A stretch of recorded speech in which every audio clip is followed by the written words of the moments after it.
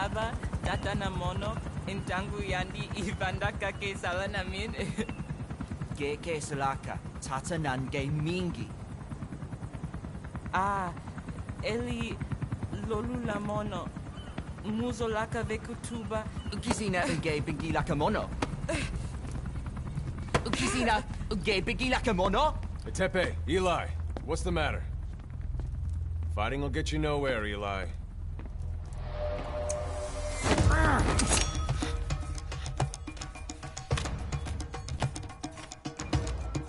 Cut it out, kid. That ain't a toy. Eli. Don't call me that!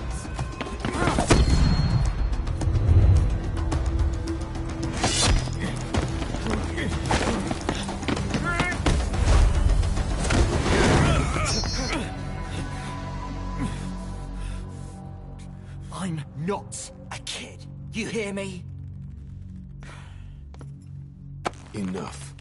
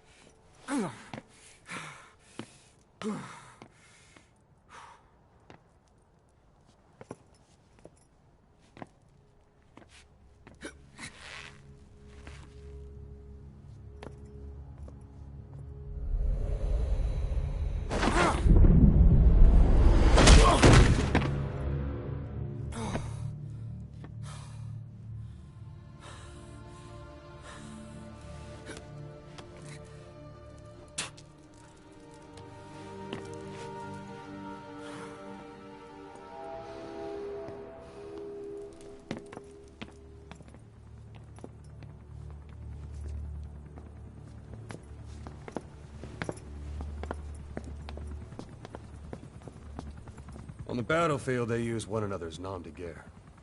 But here, we insist they use their real names. Well, that hasn't sat too well with Eli. Or should I say, Unyoka ya Mbempe. He thinks his boys are letting us grown-ups walk all over him.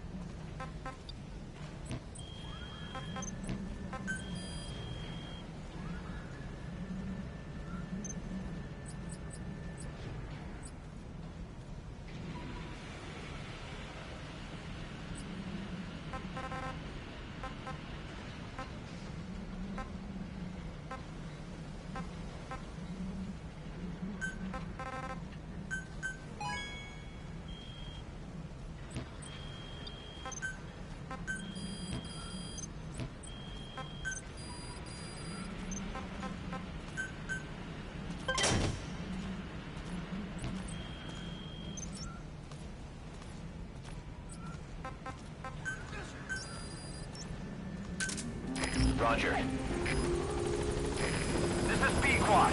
Arriving shortly at LZ. This is B-Quad. On station at LZ.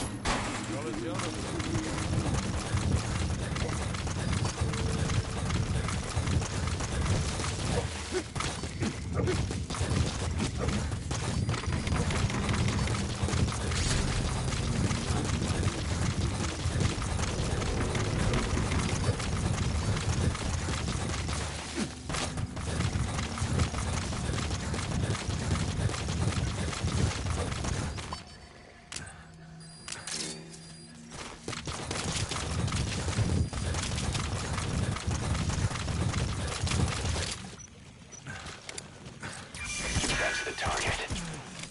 I remember him. He was off base during the attack 9 years ago. Bring him home, boss.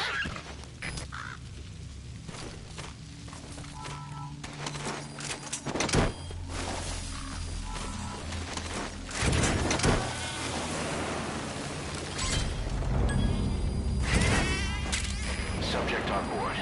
Leave the rest to us.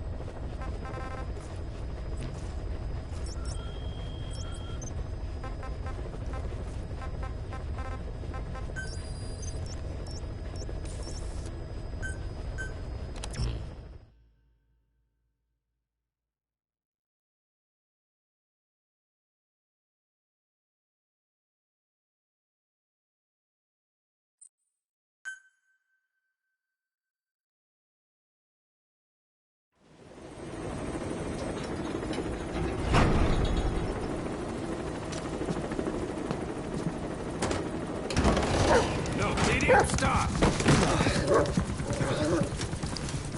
Steak. Now that would explain it. Sorry. Guess I've been away a while. Shouldn't be such a stranger. That's a bad example for the men. And he gets pretty lonely, too. Come on, Dee Dee.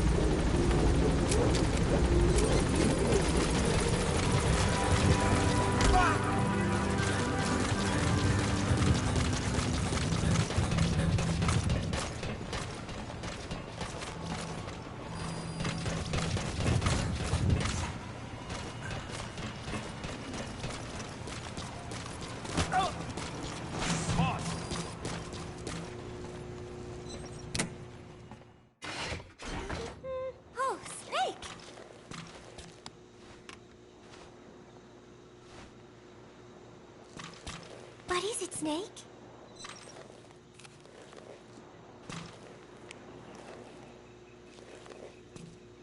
Oh, somebody took this while we were fishing. That day, I figured out that it doesn't really matter if you catch a fish or not. Just waiting for a fish together can be the most fun of all. Oh yeah, Chico got all worked up and almost fell into the sea.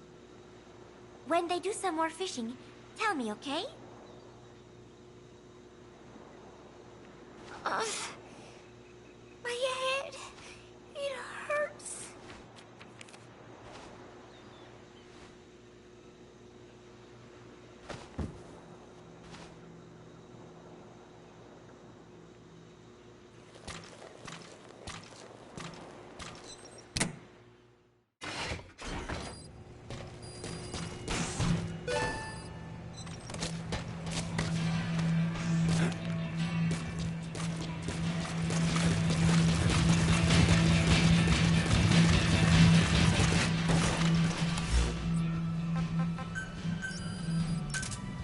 Roger.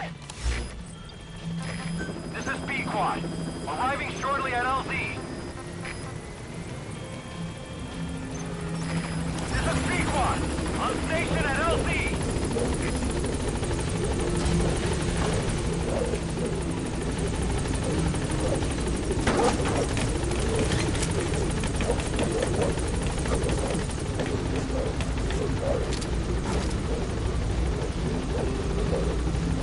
Gaining altitude.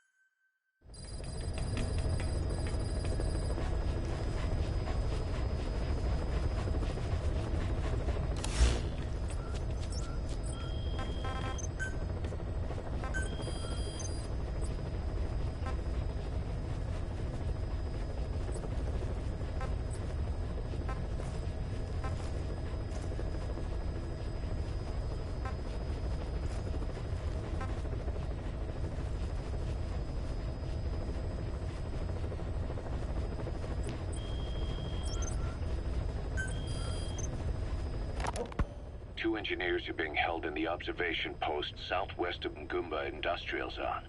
Boss, your mission is to rescue them. The targets are civilians, one male, one female. They were dispatched to the area by an international health organization, but disappeared shortly after. Extract the two targets and help them escape the country.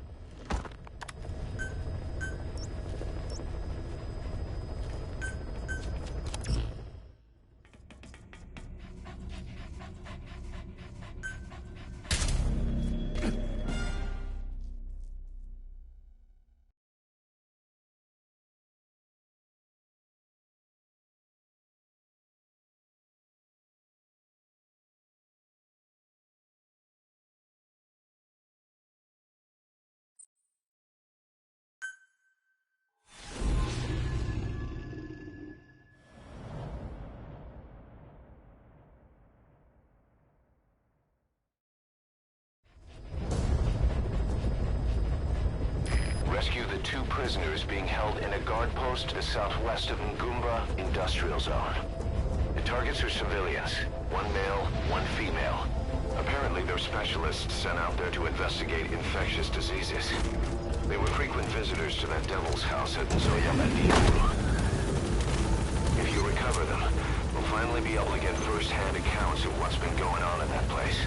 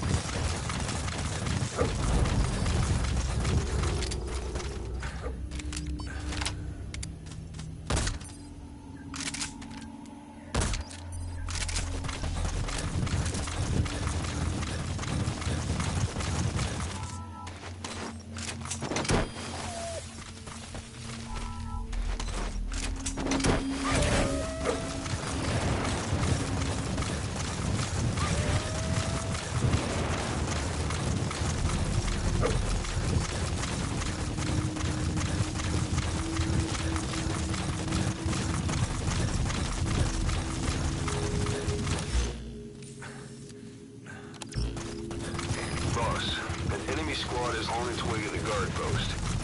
Watch yourself.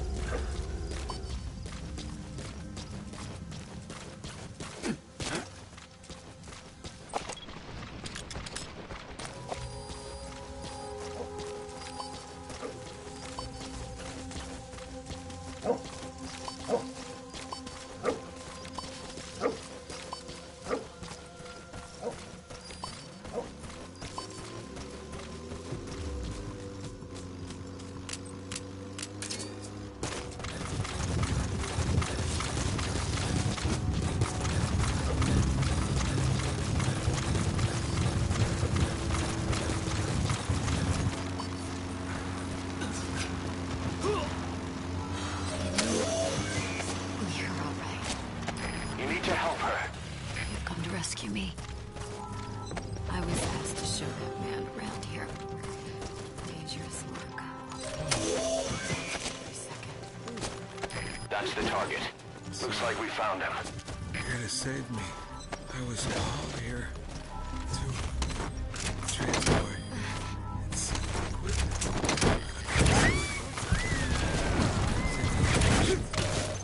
Amazing, boss. Getting both prisoners out in that situation. Great work. Now exfiltrate. Chip, het is Delta 2. Een vreemde ballon nog gezien. Het bleek onze de andere. Ik word zoek.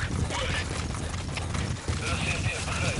Alleen heren. Hou wacht en vind enige indringers. Uit. Chip, ja, dat is Delta 6. Een gevangene wordt vermist. Lijkt alsof hij ontsnapt is. Hoor. Er is geen teer, begrijp. We gaan een zoektocht. Zo gauw Roger. Uit.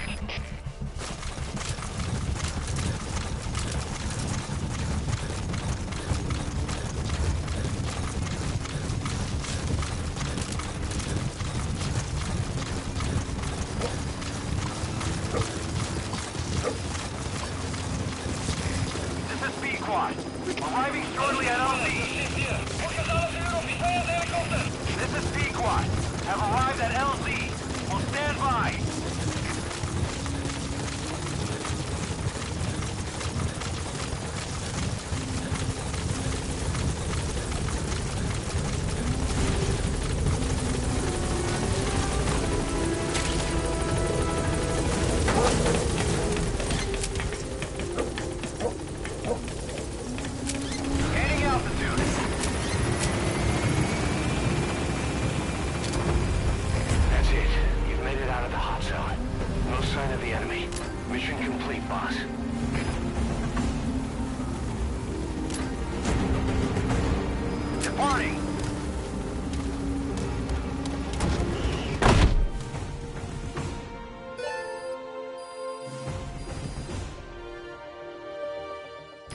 Yes, mission complete. Boss, that was exceptional.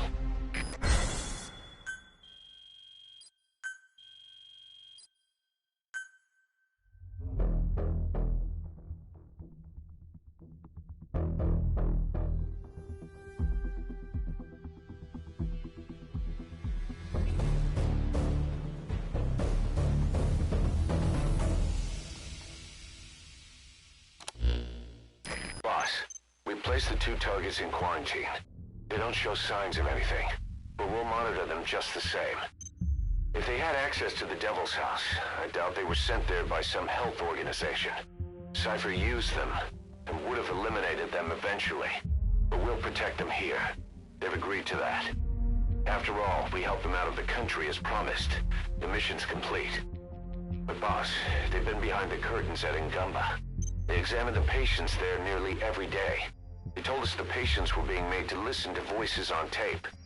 But the male target added something interesting. He said he doesn't know what was on the tapes because there was no English version.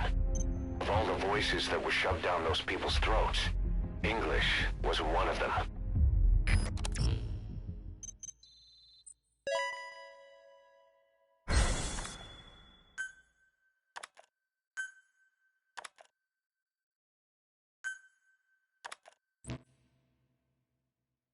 Boss, staying on the battlefield that long will have a negative impact on your health.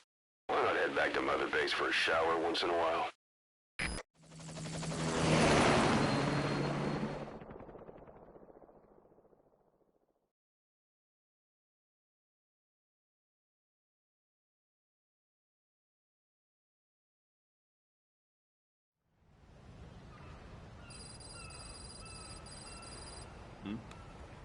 The boss is back. Let's go refuel and load up on artillery. We're good to go, Chief.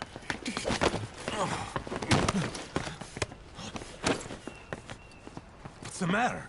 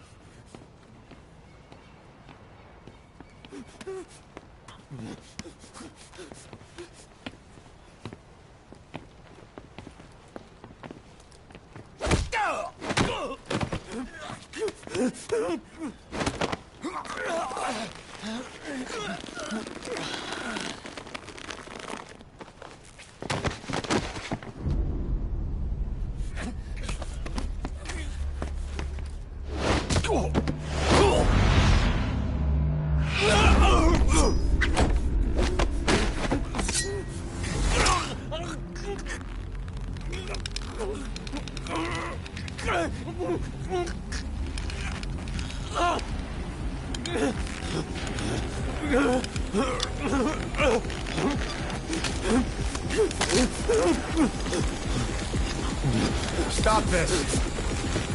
Now!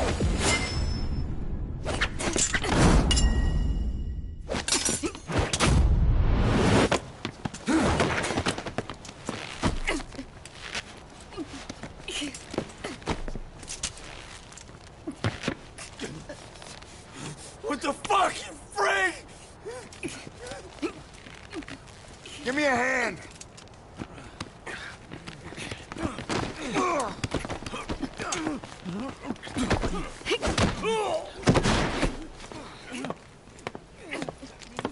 Hold her still!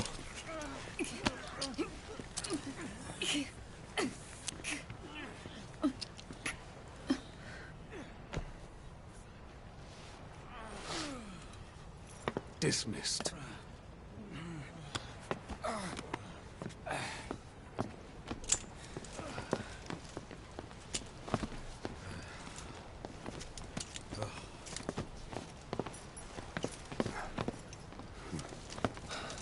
Payback for how they treated her? Doesn't explain the others. She had every chance to kill them. Tighten security on her cell. This happens a second time. There won't be a third.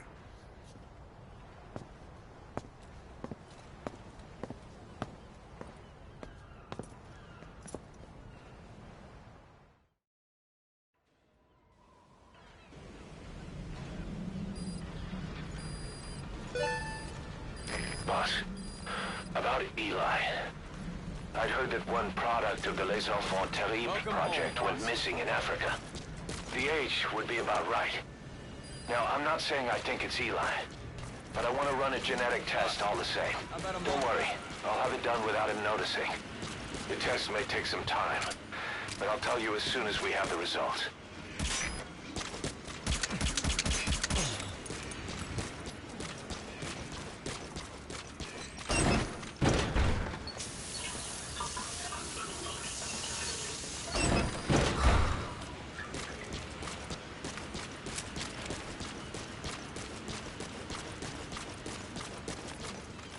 Thank you for making me a diamond dog.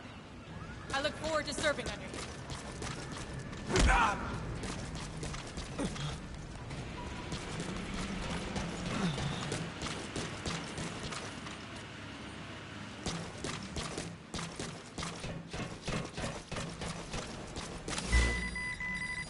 Thanks for that, boss.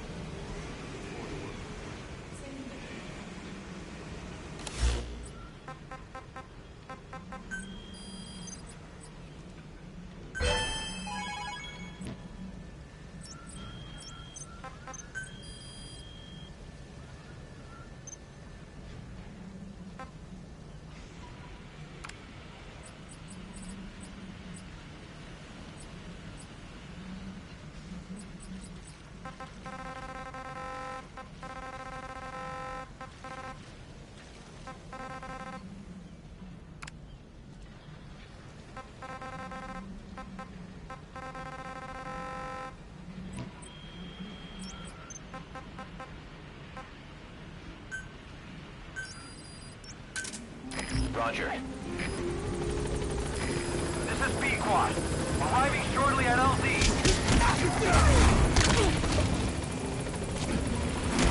This is B-Quad. On station at LZ.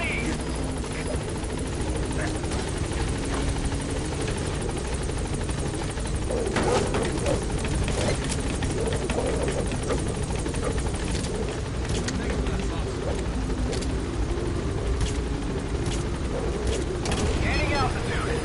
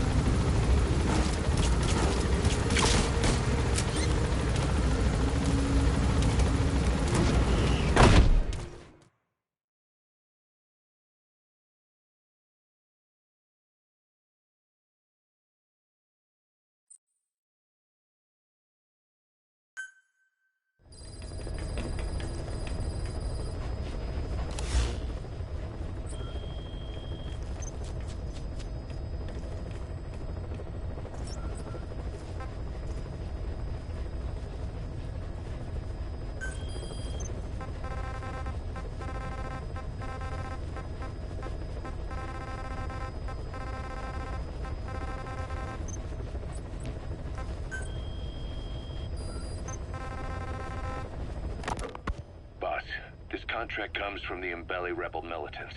That's right. That general's fighters. Recently, one of their child soldier platoons staged an insurrection and split from the main group. Thing is, they took a hostage with them. The general's brother, his number 2. The contract is to extract both that prisoner and the leader of the renegade platoon. The message reads, "I love my brother. You must bring him back to me alive." It also says this about the leader of the child soldiers.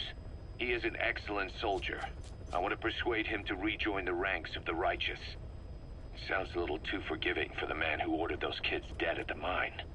I wonder what kind of persuasion the general has in store. With that in mind, here are your objectives. First, rescue and return the General's number 2 as requested. Second, extract the renegade leader, and we'll keep him at Mother Base. In other words, extract both targets out of the region. Good luck, boss.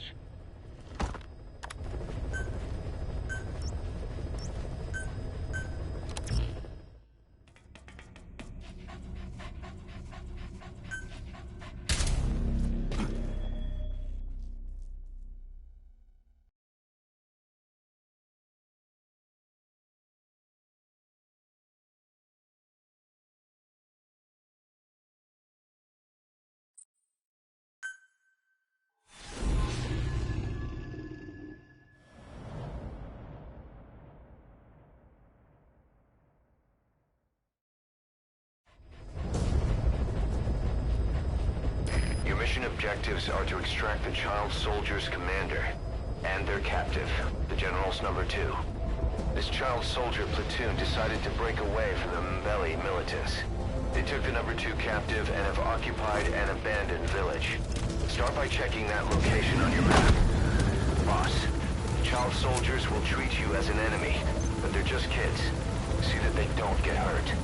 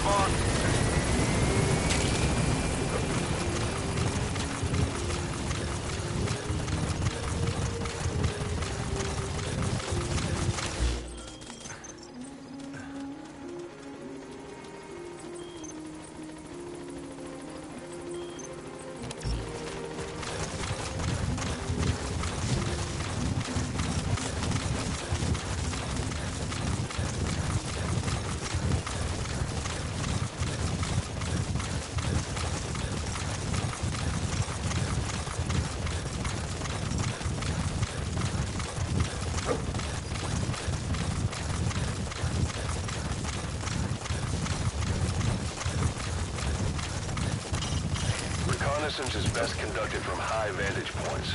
I've marked a good spot on your map. Take a look at your iDroid.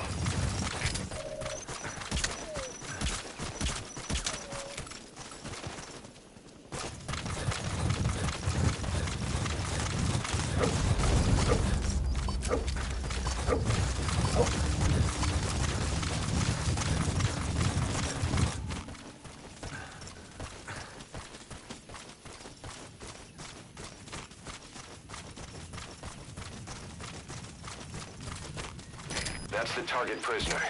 He's injured. Looks half-starved, too. Okay, that's the General's brother, his number 2. Get him out of there, boss.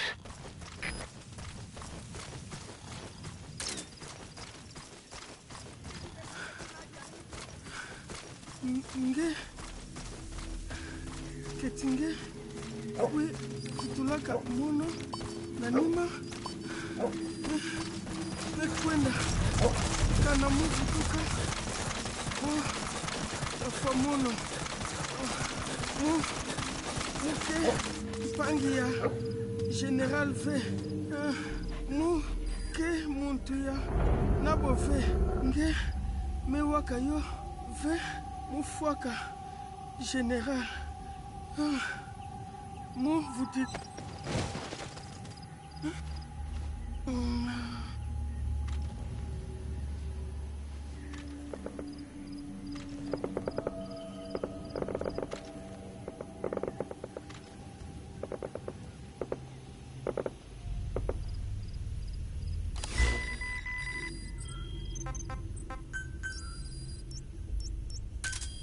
Roger. Pangi ya General ya Bakala. Another group of child soldiers. No, must be a squad they had out on patrol. Security will be tighter now. Watch yourself.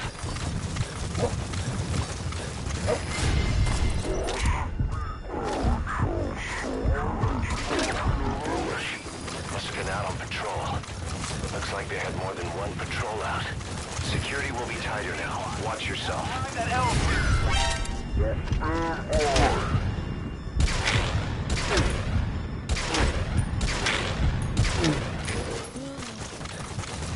Bangi ya General ya Bakala.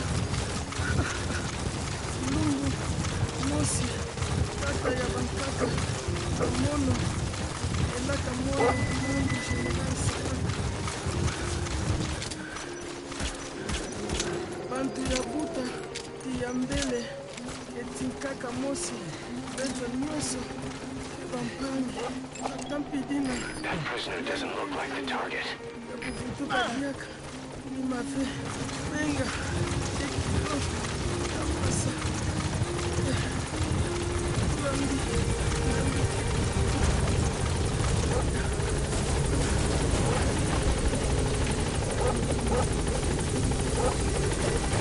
All that's left is to extract the commander.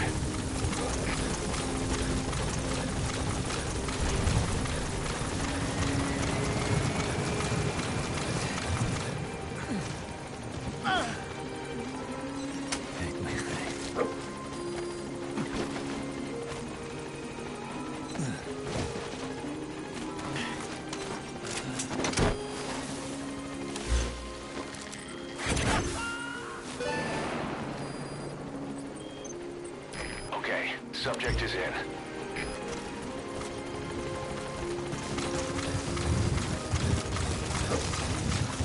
Good work.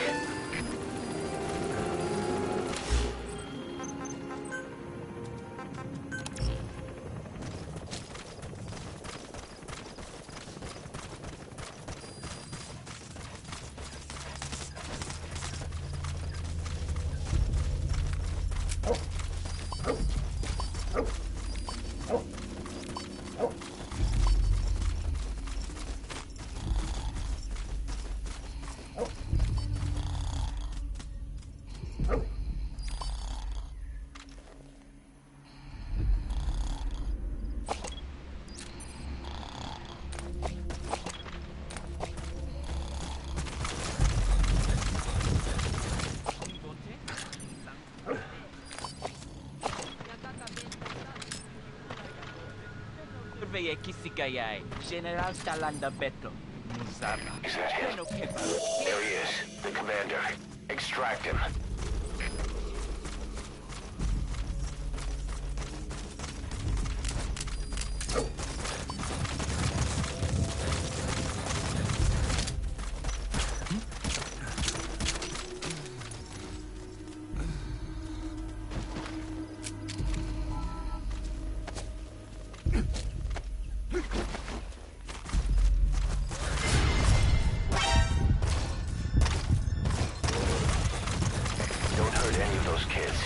Disengage, or use your tranquilizer pistol or CQC to put him down gently.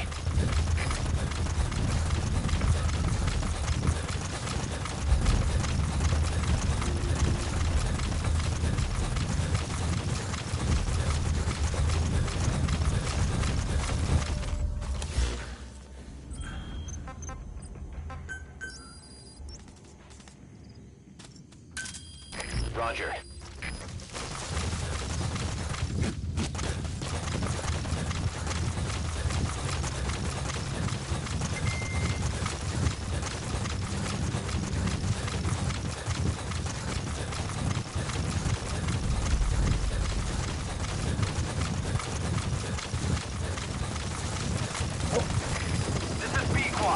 Arriving shortly at LZ. This is Pequot. Have arrived at LZ. Will stand by.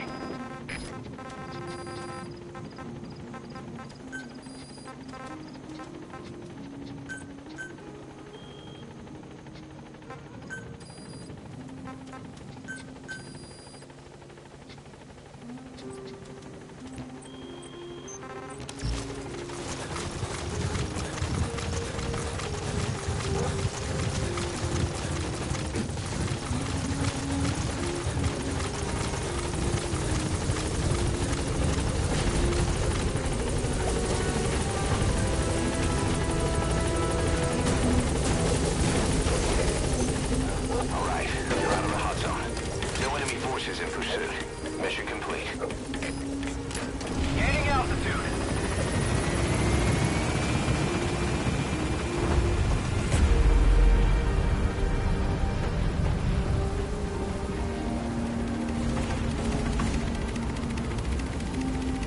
Departing.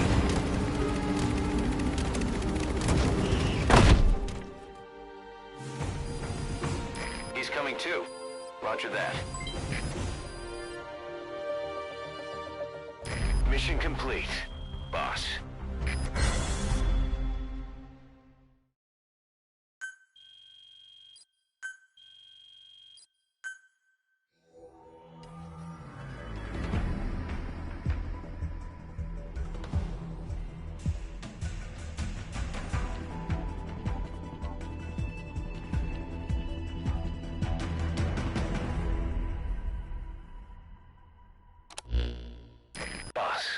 About how we report this one to the client.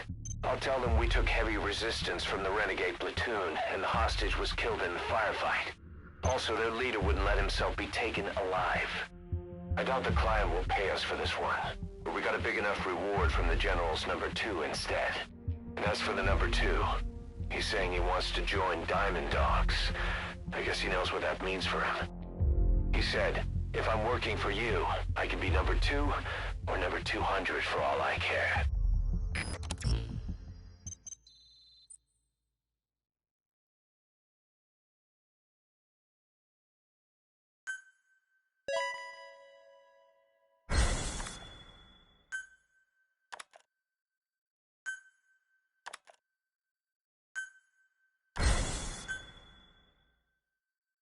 Boss, we have an emergency. Many of our staff are falling ill. At first it seemed like a common cold, but before we knew it, blisters started popping up on their chests and... Damn it. I'll fill you in at the ACC. Just get in the chopper.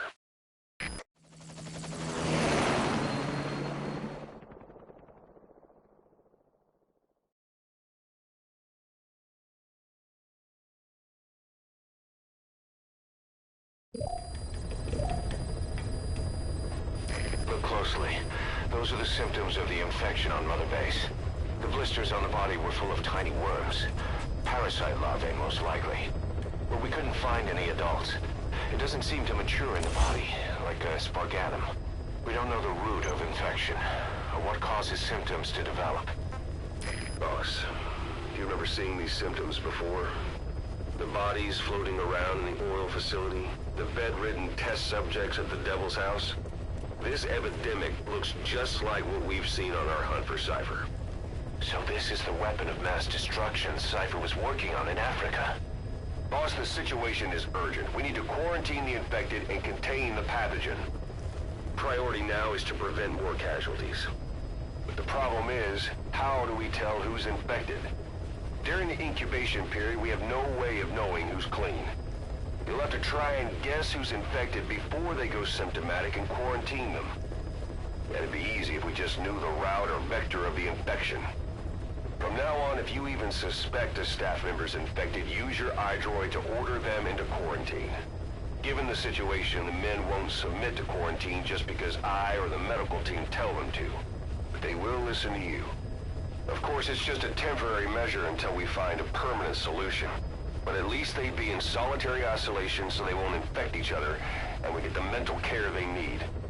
If we do nothing, we'll only lose more people. We have no choice. Boss, open your iDroid. I'll explain how to quarantine staff members suspected of infection. Go to the Mother Base menu and select Staff Management. First, take a look at the quarantine facility we've set up. We'll isolate anyone who's already symptomatic at the quarantine facility. But we have to expect that there are multiple staff who are infected, but asymptomatic. So how do we identify them? At present, we have no way to tell them apart. But there has to be something for us to go on. If you notice anything, reassign staff you suspect are infected to the quarantine facility. We'll monitor them and then contact you if there's a change in their condition. Correctly quarantining these asymptomatic infected will reduce the number of new infections. You should continue with your missions as usual. If Cypher is behind this, going after them should help us determine the root cause of this epidemic. Also, until we identify the pathogen, we can't fire or dispatch any staff. We cannot let this thing spread. Boss, get to the bottom of this fast. We're counting on you.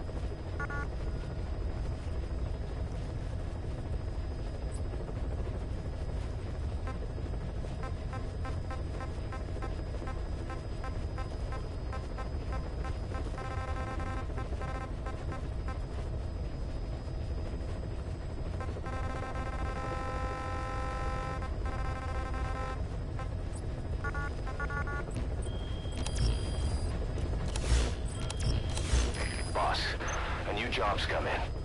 It's a hit. I'm the human trafficker who sent Shivani and the others to Nzoya Badia Bulu, where you ran into Skullface. The thing is, this guy might know something about the disease that's going around Mother Base. The symptoms are similar to the ones we saw at that factory. Start by checking the mission details on your iDroid.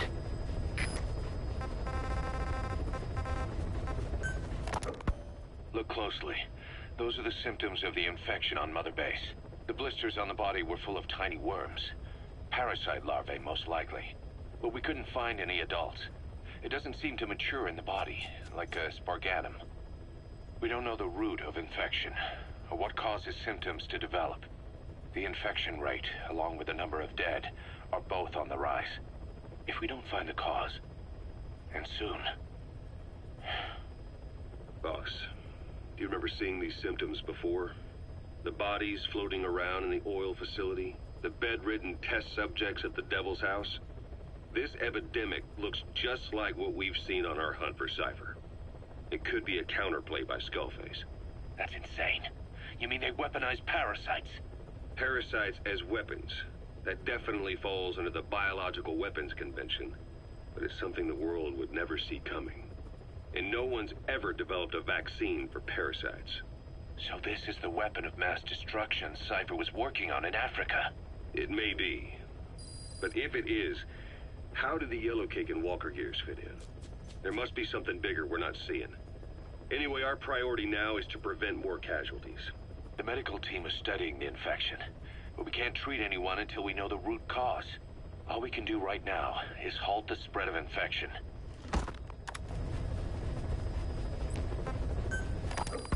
Remember before, boss? When Quiet attacked one of our guys on Mother Base, stuck a knife in his mouth. He's one of the very few soldiers who've had contact with her recently. Close contact. I don't think it's a coincidence that he was among those who became symptomatic pretty early on in this epidemic. Saliva and blood spatter, an open wound, mucosal infection.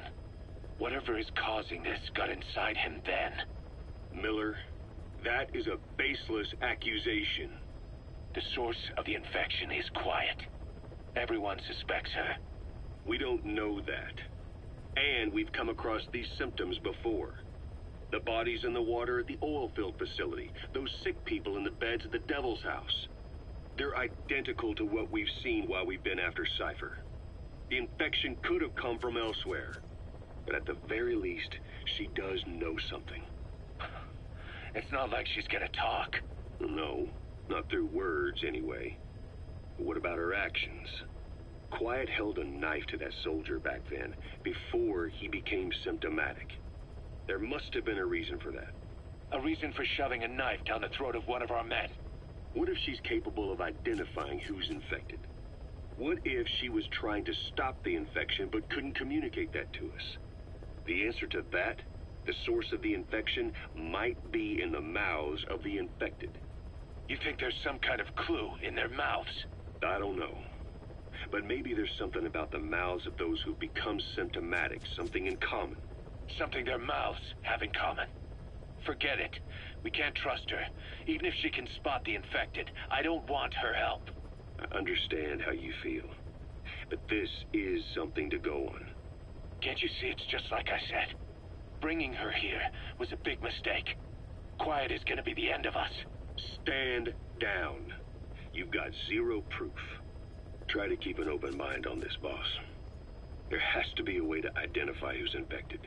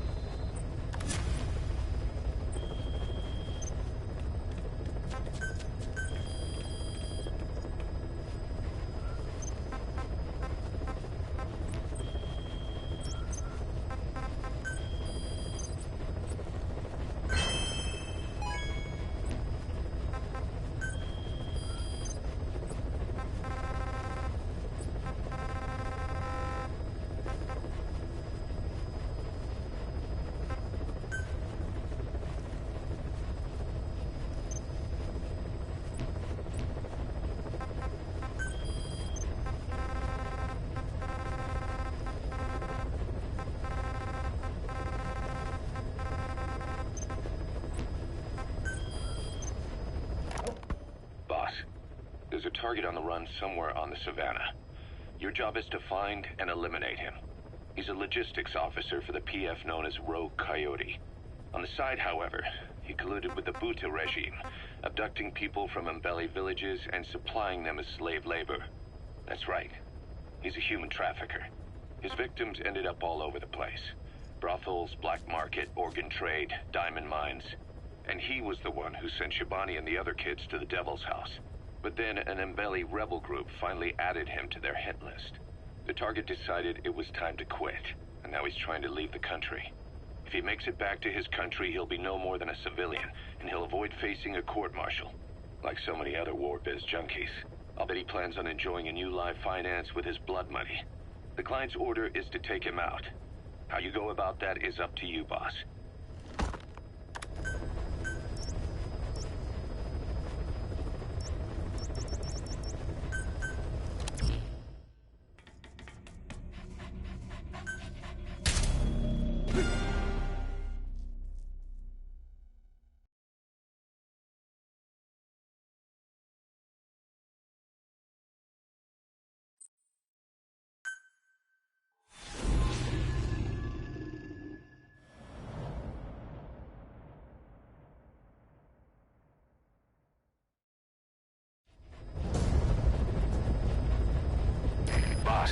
The target is a PF logistics officer who works as a human trafficker on the side.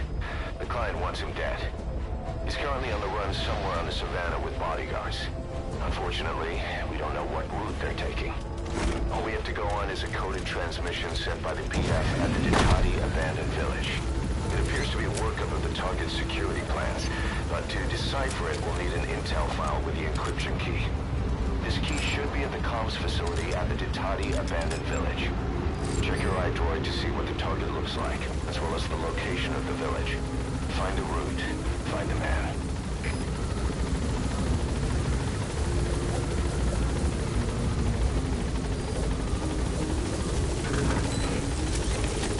Be careful down there, boss.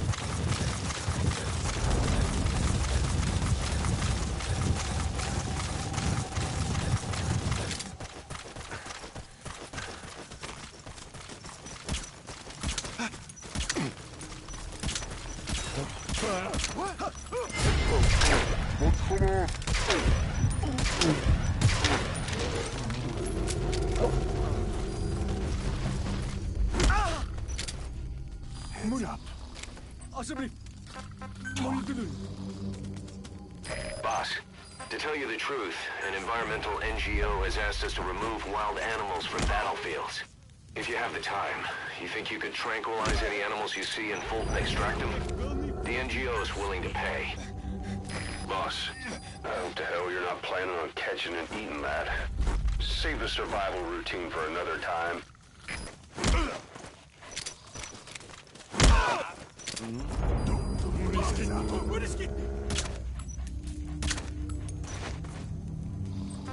Speak.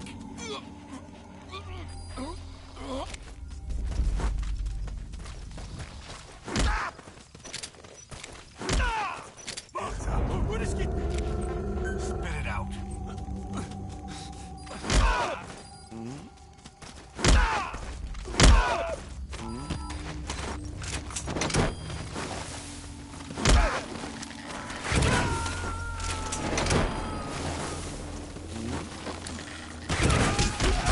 He's coming too. Roger that.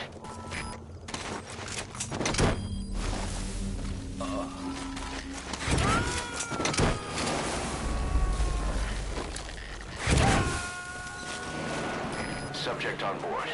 Leave the rest to us.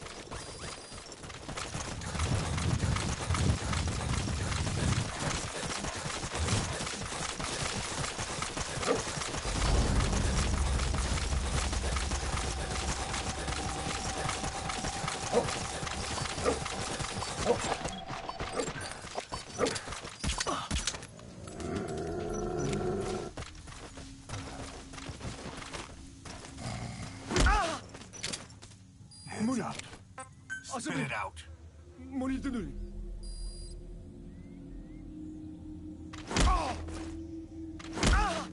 Hands up.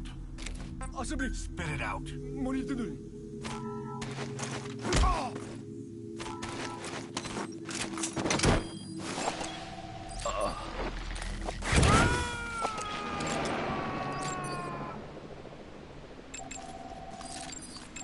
You gonna extract him?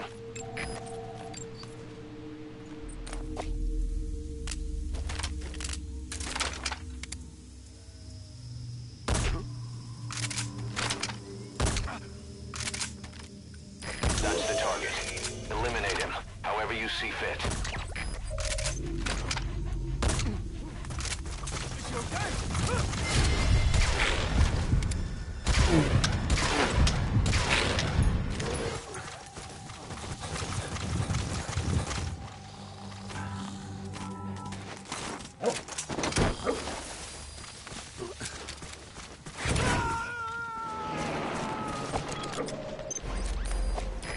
extracted. We'll let the client know he's been dealt with. Exfiltrate out of the hot zone by chopper or on land.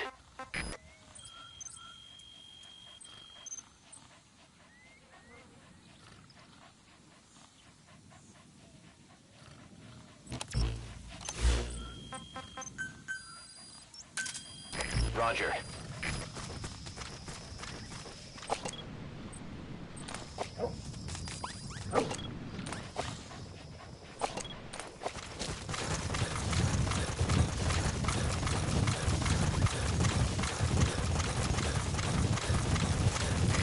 This is B-Quad.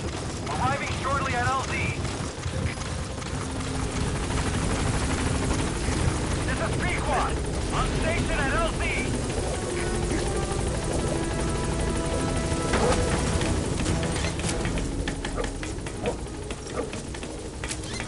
Gaining altitude.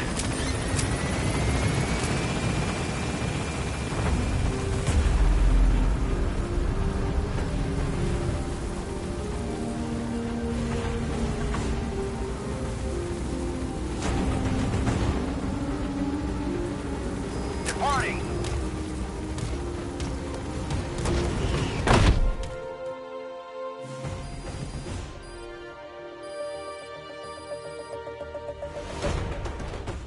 Yes, mission complete. Boss, that was exceptional.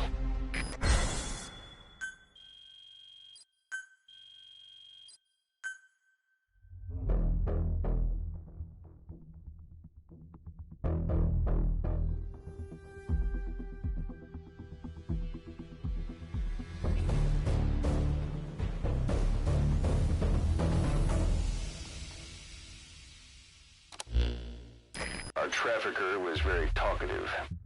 Guinea pigs. That's what became of his kidnapped victims.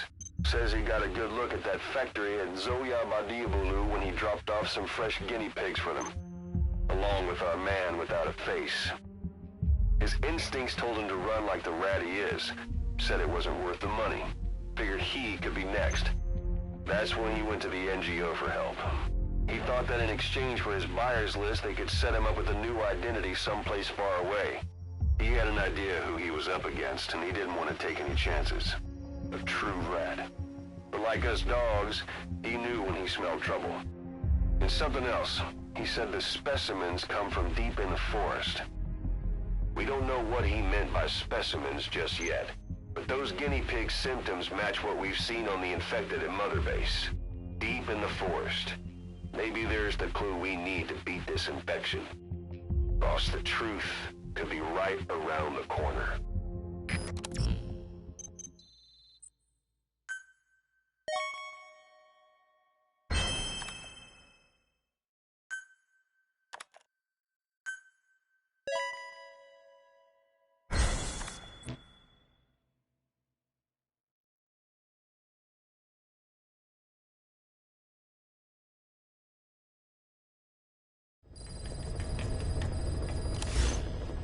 Boss, we finally heard from one of our missing intel team members. He says he has a solid lead on the epidemic at Mother Base. Take a look at the mission details ASAP.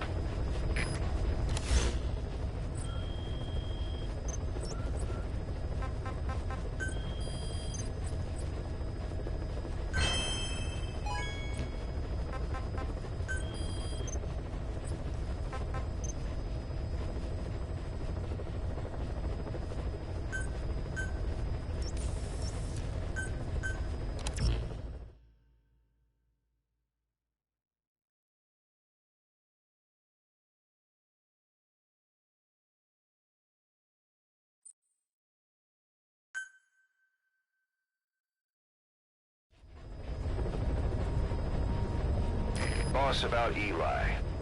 No matter how many times we talk to him, he just won't listen. He sees everything in terms of victory or defeat and still won't accept that you beat him. We're gonna have to put him in his place. Again. If you don't mind, come back to Mother Base and go another round with him.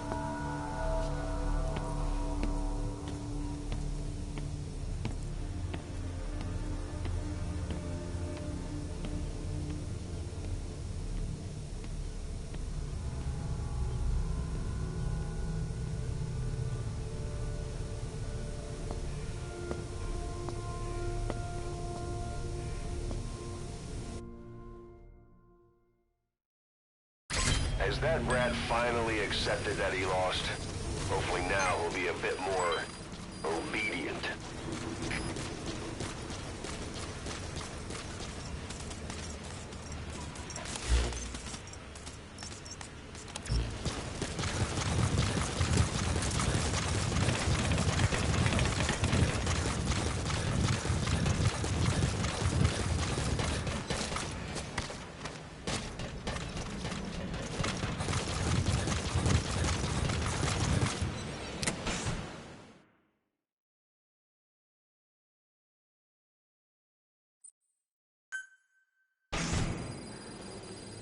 Snake?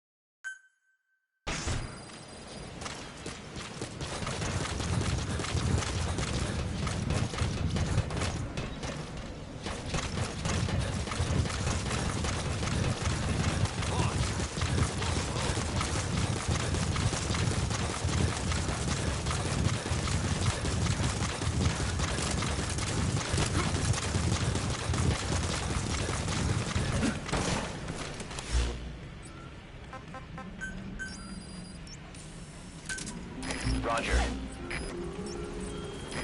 This is B-Quad. Arriving shortly at LZ. This is B-Quad.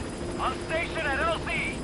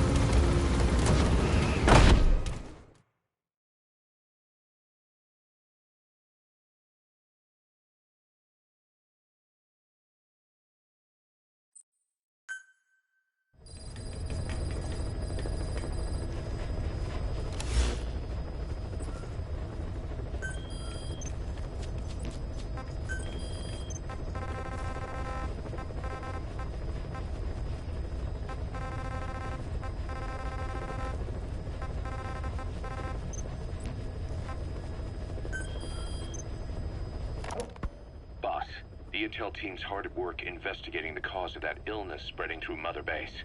Problem is, a bunch of our agents in the field are still MIA. Progress has been slow, until now. We just got a distress call from one of them. He said he's got intel on the origin of the disease. But the PF in the area got to him before we did. There's been no further contact from him, but we know he's being held at the guard post on the western end of the mine. There's still a good chance he's alive. We can't afford to let him die. Right now, he's the only link we have to the root cause of the epidemic. Get our man back, boss.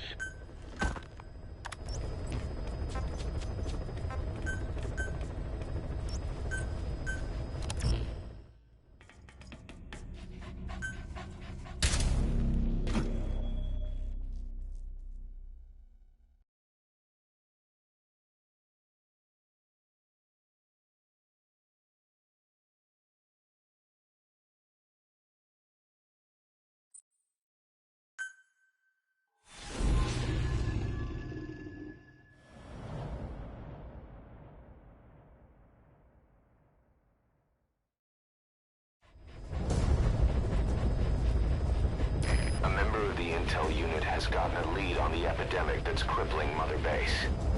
The problem is, our man has been captured by the PF in his operation area. He's being held at the guard post on the western end of the mine. Boss, we need you to get him out ASAP. Right now, he's our only link to the root cause of the epidemic.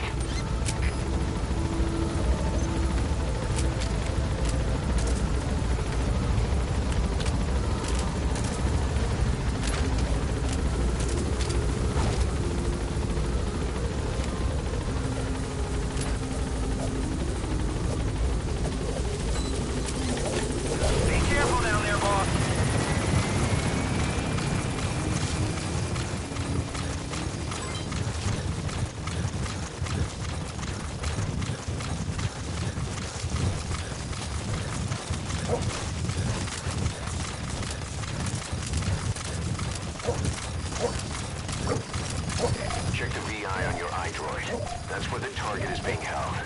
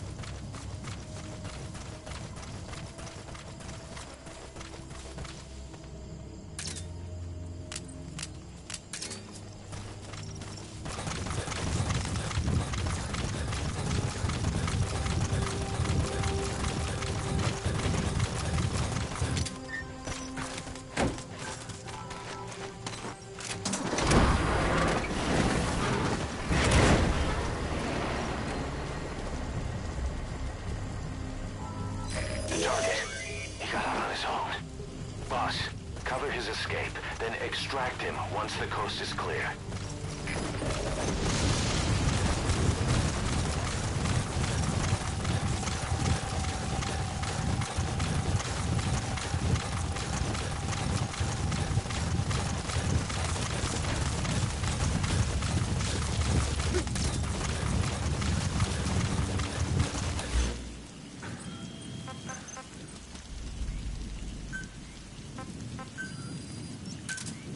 Roger.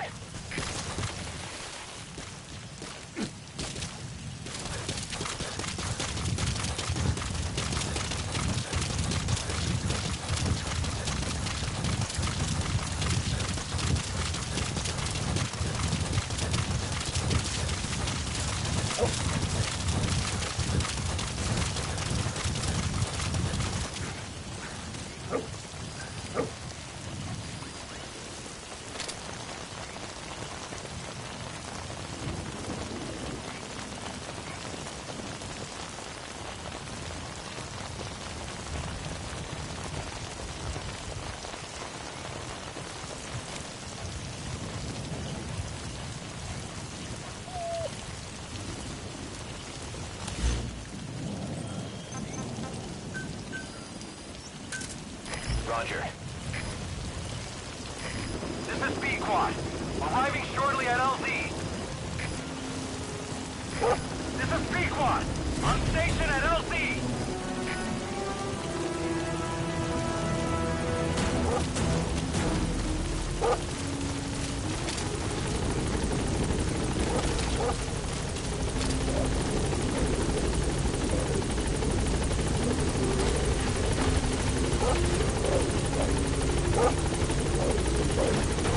Target extraction confirmed. All right, get in. Time to go. Gaining altitude.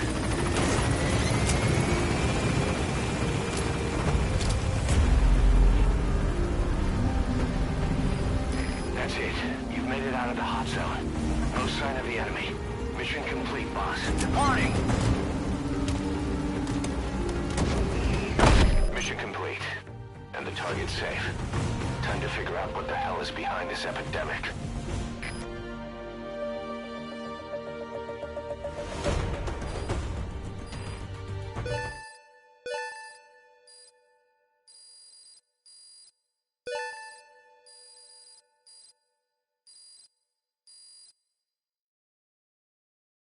Yes, mission complete. Boss, that was exceptional.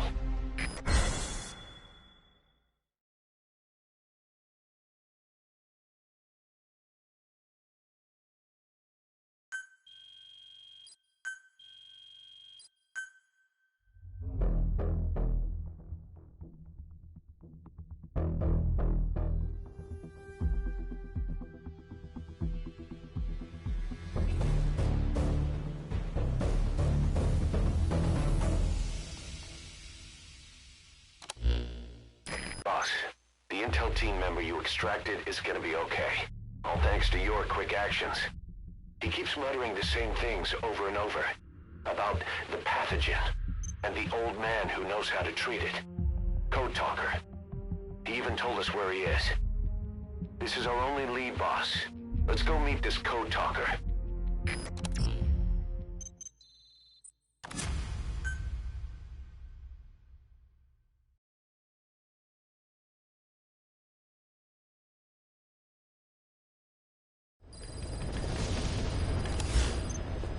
Boss, you need to make contact with Code Talker, the old man who knows what the pathogen is. We have to stop this disease that's spreading across Mother Base. Select the mission on your iDroid.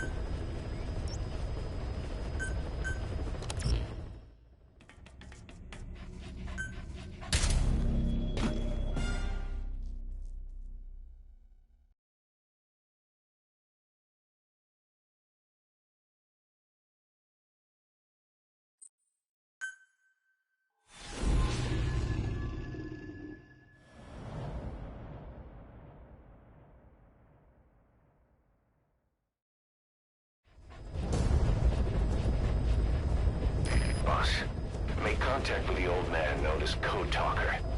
According to the intel team member you extracted, he knows what the epidemic is and how to treat it. You'll find him in a mansion deep in the valley beyond the forest. He's a high-value target who's probably involved with Cypher's research.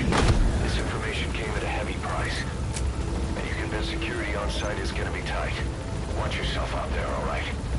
Make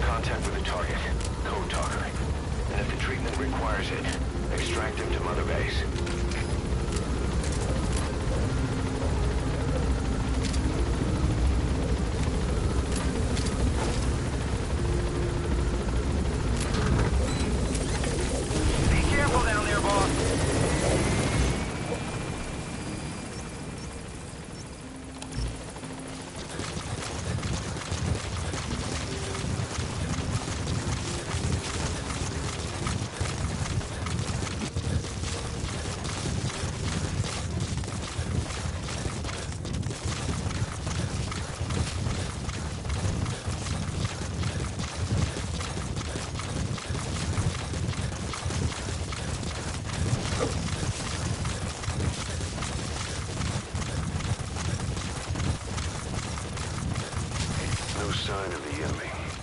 Judging from security in the area, I'd expect to see a patrol by now.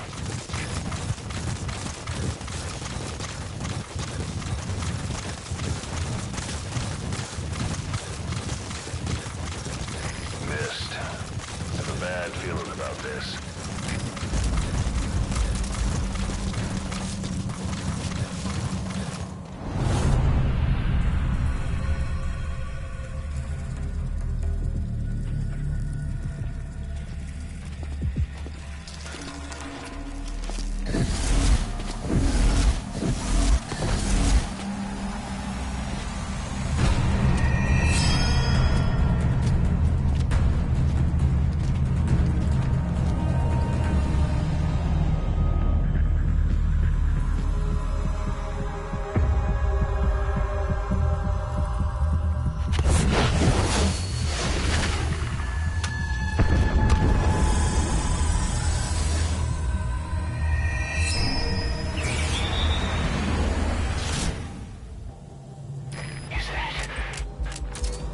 It's the skulls. Damn it. So Cypher is behind this.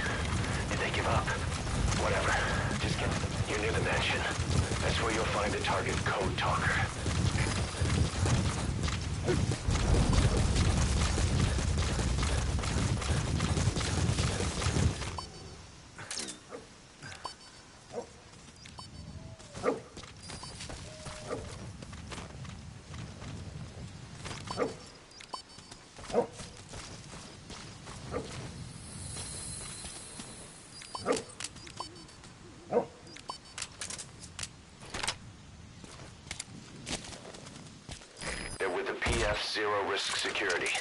Looks like they're protecting the target. Why don't you try interrogating them? They might know the target's exact location.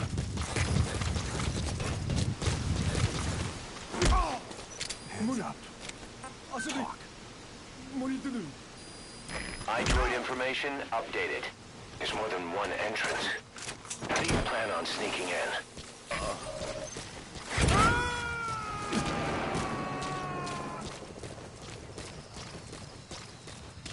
He's coming too. Roger that.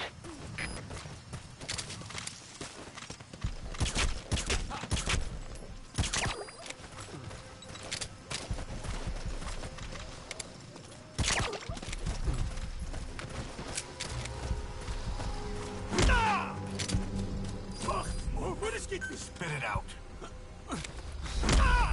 We know where to find the target.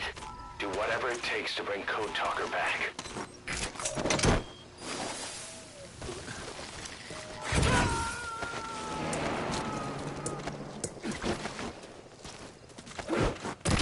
Extract him.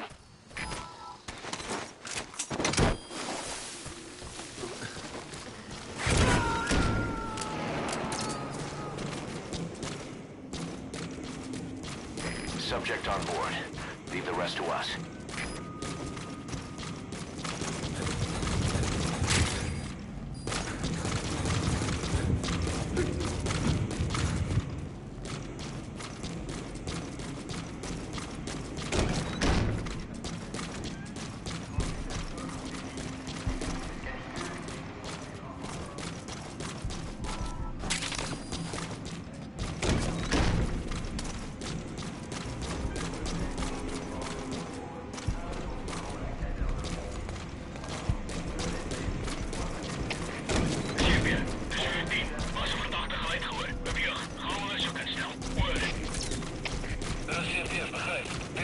60.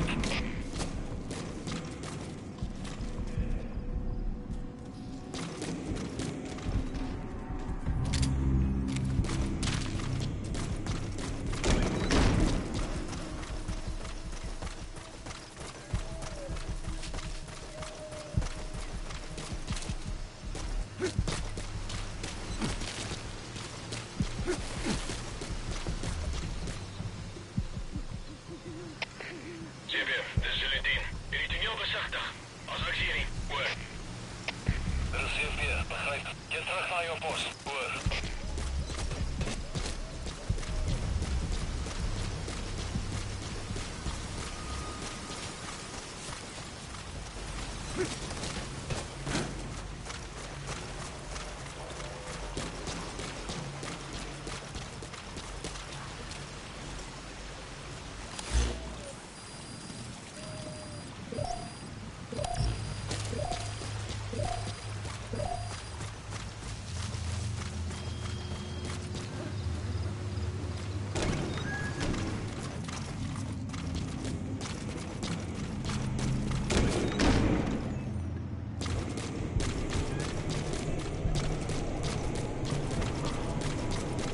Excellent work, boss.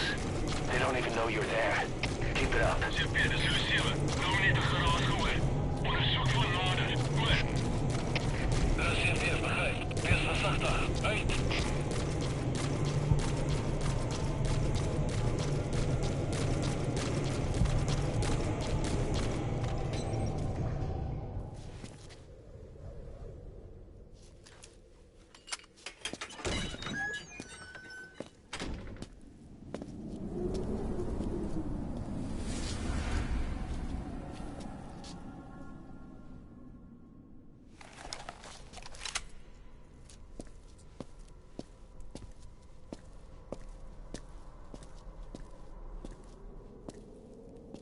I've been waiting, Tillich.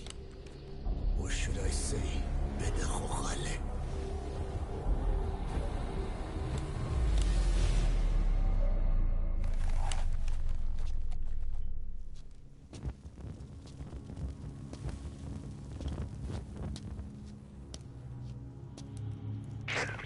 That's him. That's Code Talker. Look familiar? It's infecting my men. How do we Silence. Or death. What do you... It could be in here. Stay quiet. Your life depends on it. Sit. The parasite has infected your band.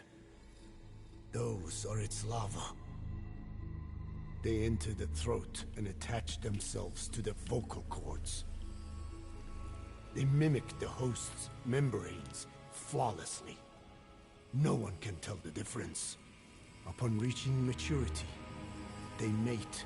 Sustained exposure to a particular sound triggers copulation. The resulting larva then feast on the host lungs, killing it. The particular sound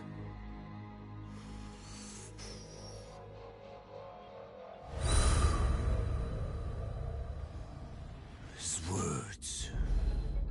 They attack only those who speak a certain language, not just one. I cannot say which language your parasites are attuned to. But silence is the best way to keep them from laying their children. This contains an herb that they dislike.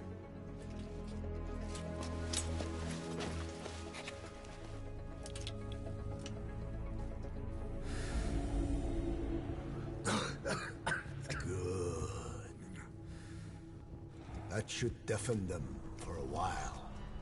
You have bought yourself some time. Speak. Is there a cure? Once symptoms manifest, larvae have already infested the alveoli. At which point, nothing can be done. There is a way to halt the onset, which would prevent infection.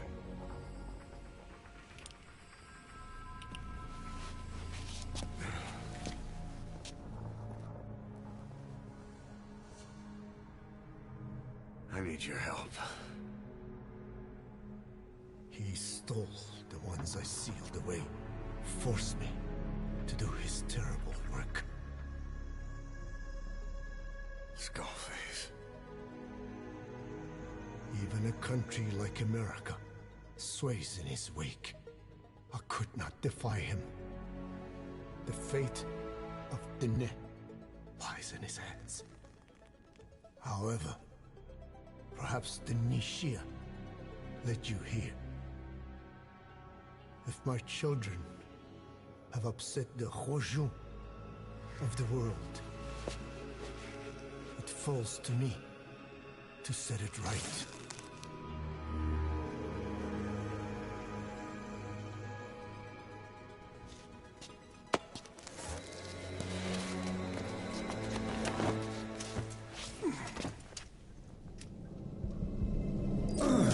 You've secured the target, but he's too old to risk a Fulton extraction. Put Code Talker in the chopper and return to base.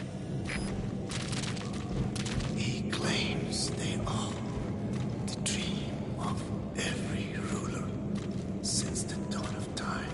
Teach them your enemy's words, then unleash them on his lands, destroying only those who speak his tongue. He calls them his ethnic cleansers.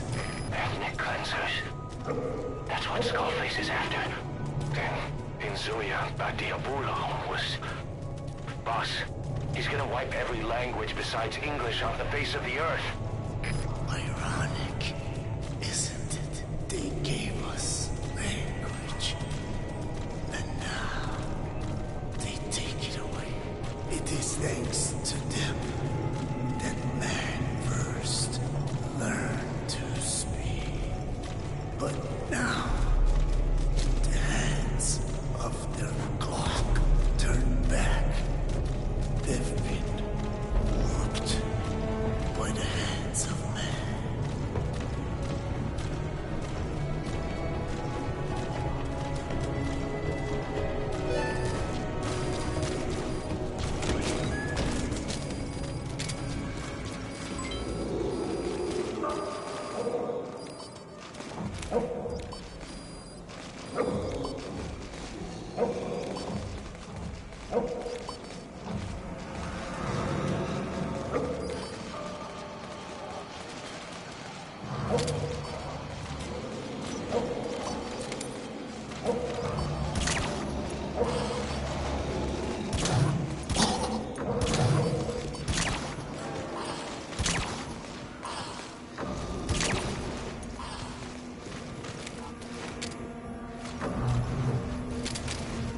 The guards are acting strange, almost puppet-like. It could be the skulls. Damn it, they're controlling those soldiers. Be careful.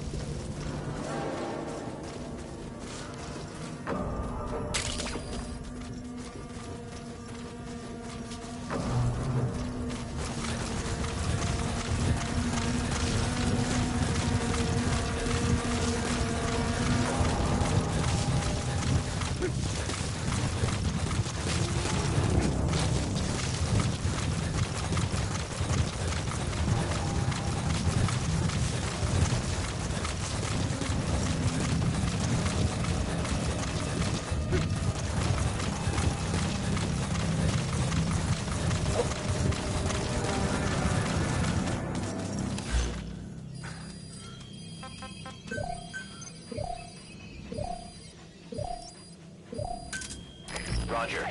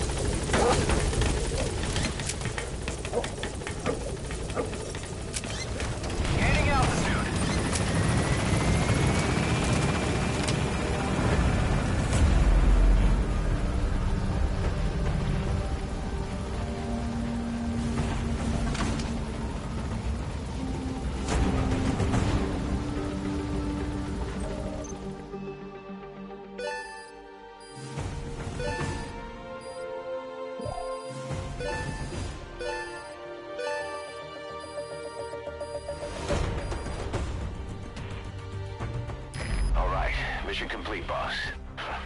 Maybe you'll actually break a sweat next time, huh?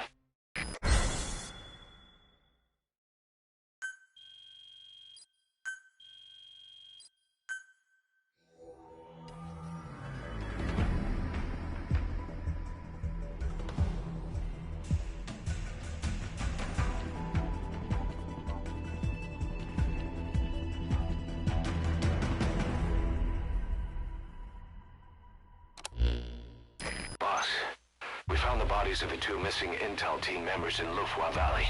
We knew we wouldn't get them back alive, but still, it's a damn shame. Don't let their sacrifice go to waste, boss. We need to stop the epidemic at Mother Base. That old man, Code Talker, he's the only hope we've got.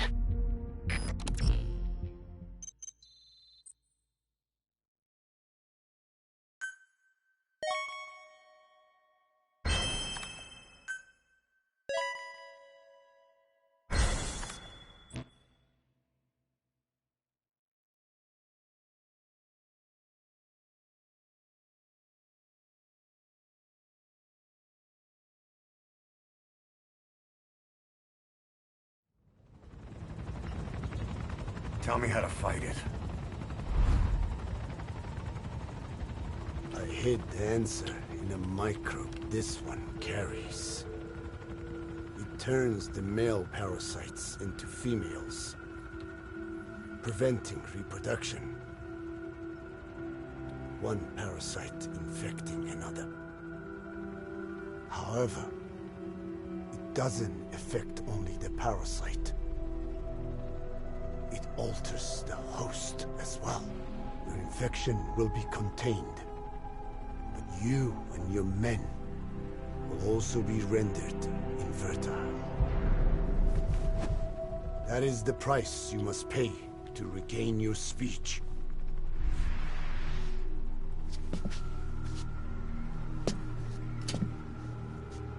That freak show back there. They the work of your children too? Different strain from the vocal cord parasite, known as the one that covers. It acts as the host's skin, providing strength in exchange for nourishment. But I did not know those men were infected. They were forced to serve him. Steal my research.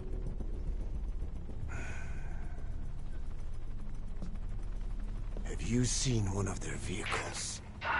The yellow cake. Captured a convoy they were escorting. Cargo, some kind of mineral. What became of it? The metallic archaea? Clouds ahead! It's them.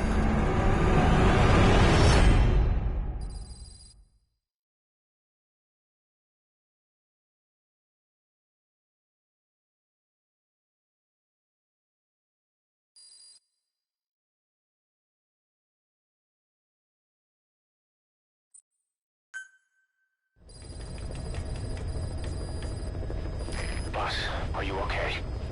So the vocal cord parasites that have infected Mother Base, they're ethnic cleansers designed to silence those who don't fit into Skullface's worldview. We can't allow him to have such power.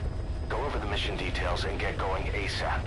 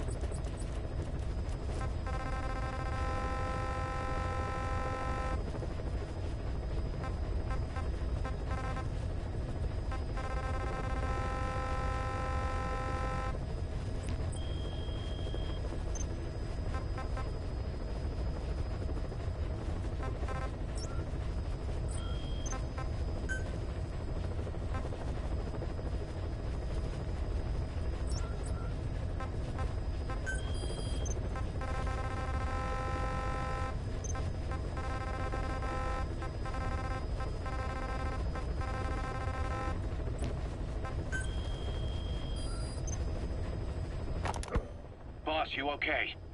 There's an unusual mist in front of your chopper. It could be the same one as before. Cypher is trying to eliminate Code Talker, but we can't save the infected without him. Boss, whatever you do, bring Code Talker back alive.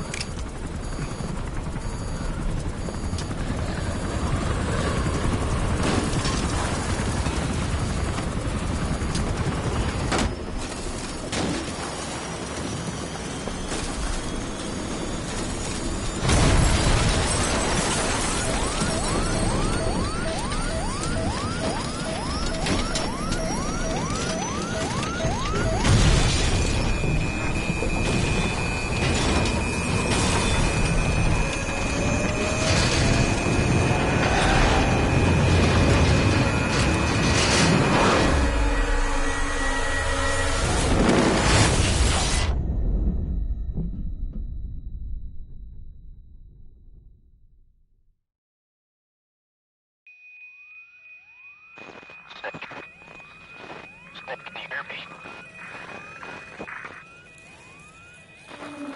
Are you okay?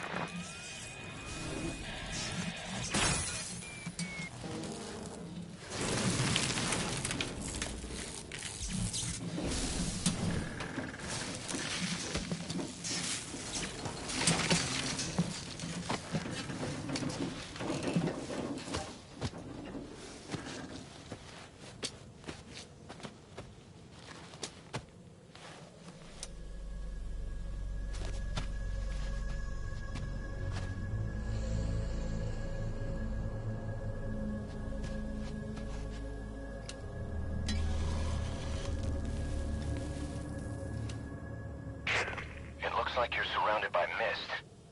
The support chopper can't get close to your position right now.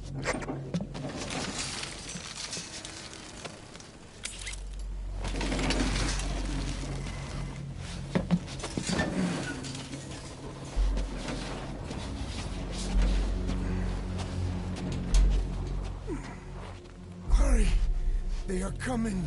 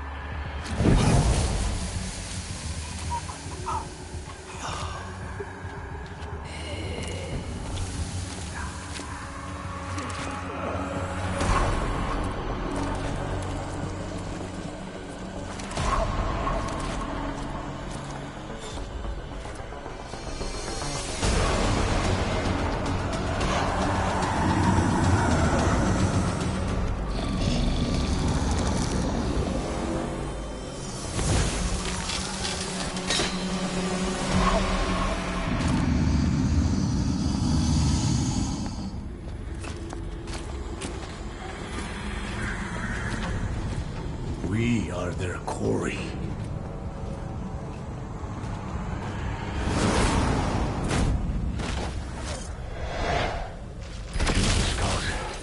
So that mist is their work. I'll be able to send in another chopper for now. Boss, I need to eliminate the skulls. Lose Code Talker.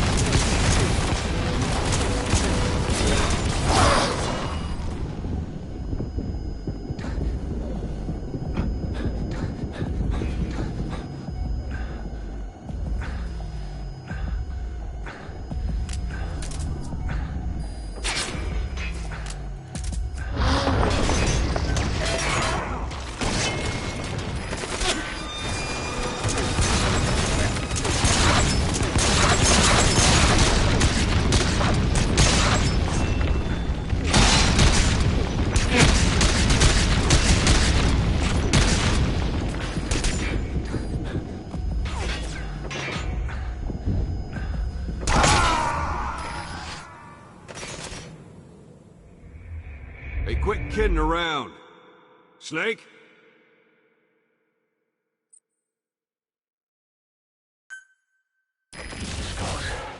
So that mist is their work. We won't be able to send another chopper for now. Boss, you'll need to eliminate the skulls. Don't lose Code Talker.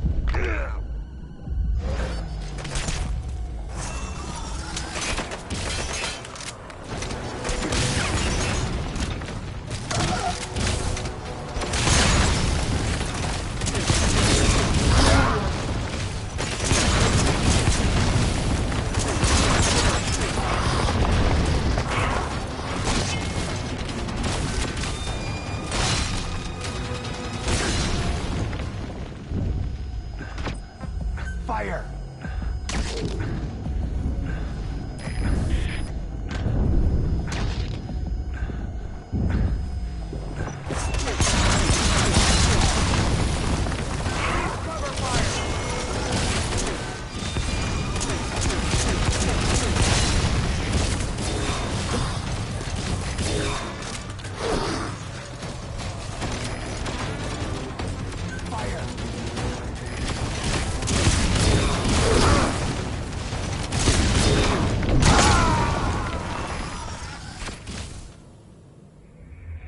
Boss, what happened?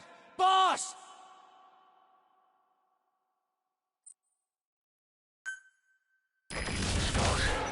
So that Misty is their work. We need to eliminate the skulls. We cannot lose Code Talker.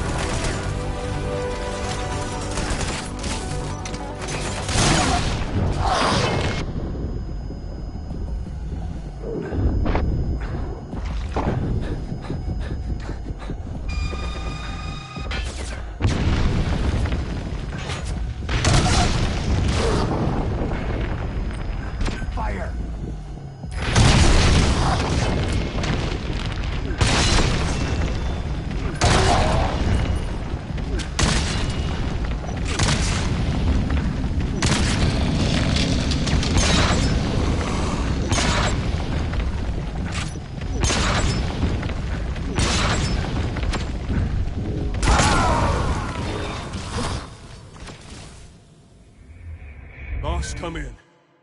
Boss?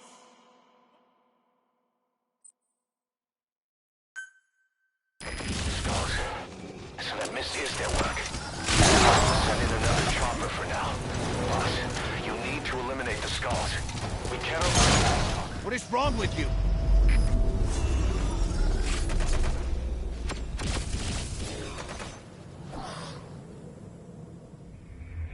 Code Talker is dead. Now there's no hope of saving the infected.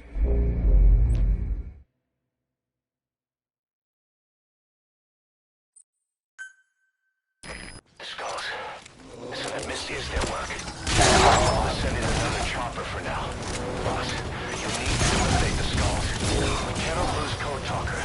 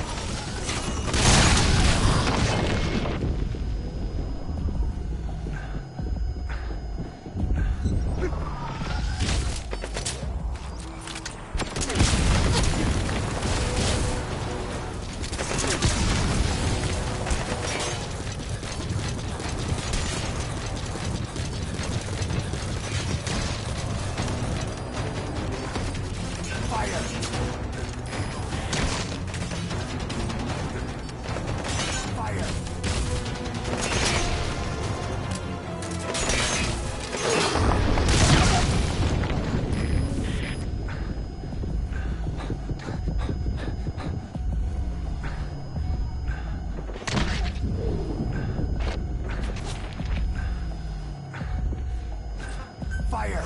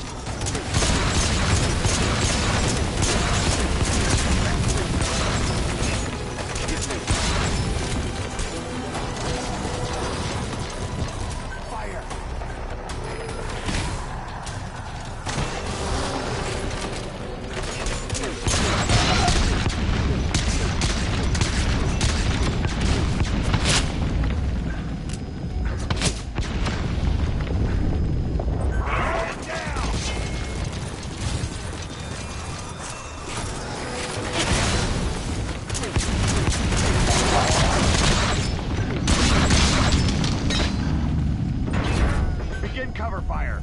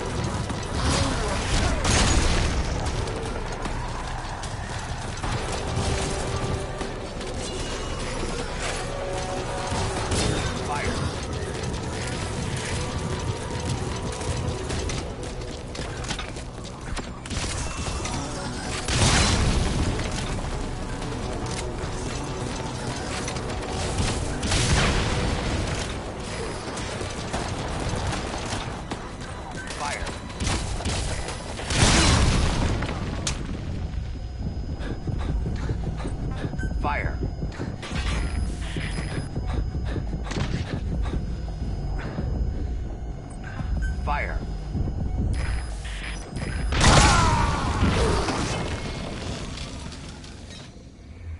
Snake! Talk to me! Snake! Skulls. Listen, that Misty's their work. We won't be able to send in an animal chopper for now. You'll need to eliminate the skulls. We cannot lose Code Talker.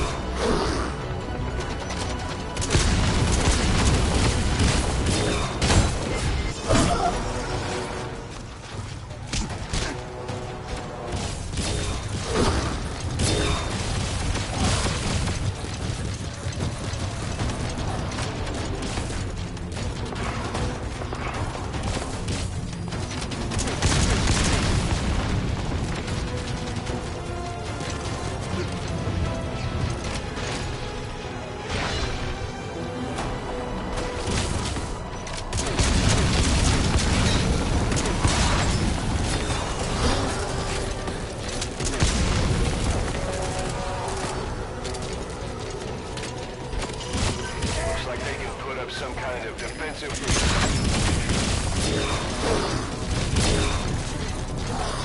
Fire.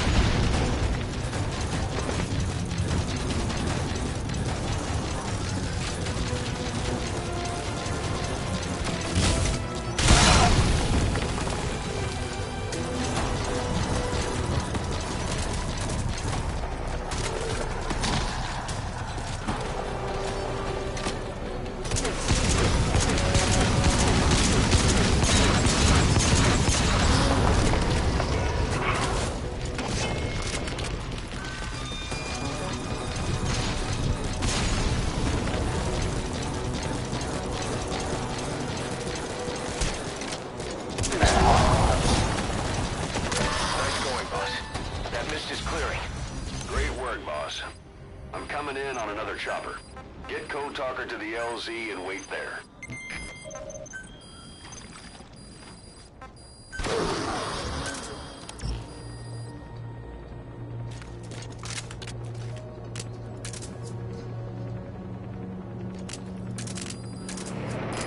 This is B-Quad. Arriving shortly at LZ. This is B-Quad. Have arrived at LZ. Will stand by.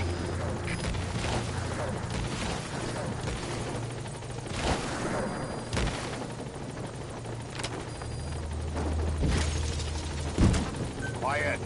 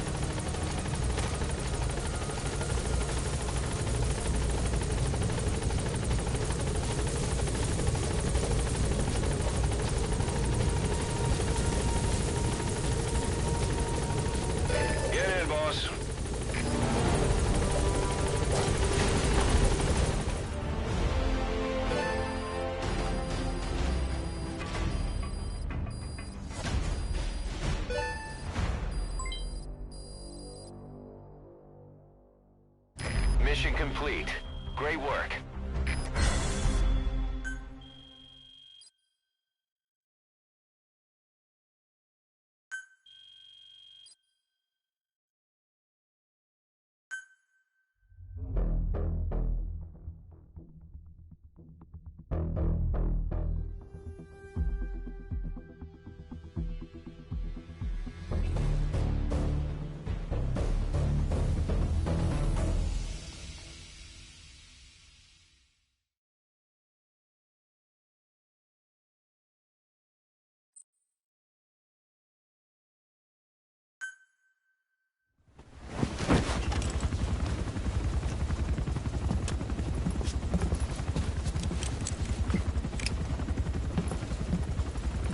Skullface is no longer in Africa. The nuclear test was a success. Now they turned their knives on me. Satellites didn't read any test. Neither did seismometers. The detonation test took place 5 years ago in the southern Indian Ocean. The final test was the opposite, to prevent detonation. You mean?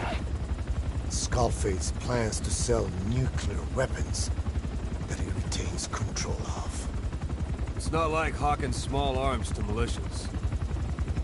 Indeed. He plans to avoid detection by exporting minerals containing tiny amounts of uranium in the form of metallic archaea. Once on site, the metallic archaea enrich the uranium and weaponize it. Loaded onto all-terrain bipedal machines, they ensure any country, armed group, even the smallest terrorist cell, can become a nuclear power. Bipedal. So that's why they needed Huey. A nuke business to replace the arms business. And Skullface owns the market. The very atmosphere of nukes, anywhere and everywhere. Deterrence on all sides. So that's why he ran a non-detonation test. Yes. Another metallic archaea instantly overrides the criticality generator. It fails safe only he controls. Any such weapon can be deactivated whenever he chooses, regardless of who owns it or their intent to use it. Nukes. Controlled by a man, not a country.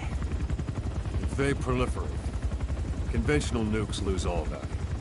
Political, military, and economic. The two superpowers become powerless.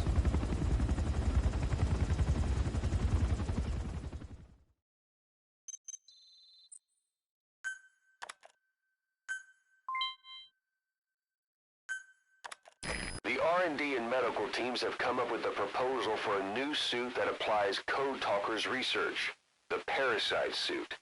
Apparently, it can recreate some of the Skull's unusual abilities. But in order to use those abilities, it needs parasites. If you want to wear this suit, you're going to need to get a hold of parasites by extracting skulls.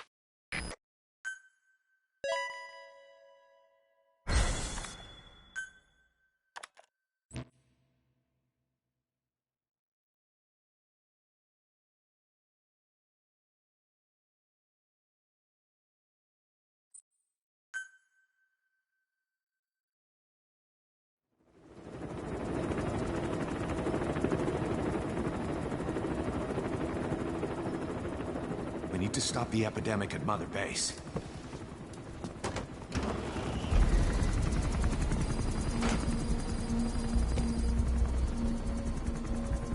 About the pathogen spreading through Mother Base, what's your opinion?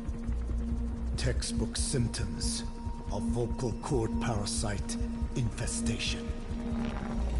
And judging from this casualty list, it is the Kikongo strain. Meaning, a breed of parasite that triggers symptoms upon detecting pronunciation specific to Kikongo.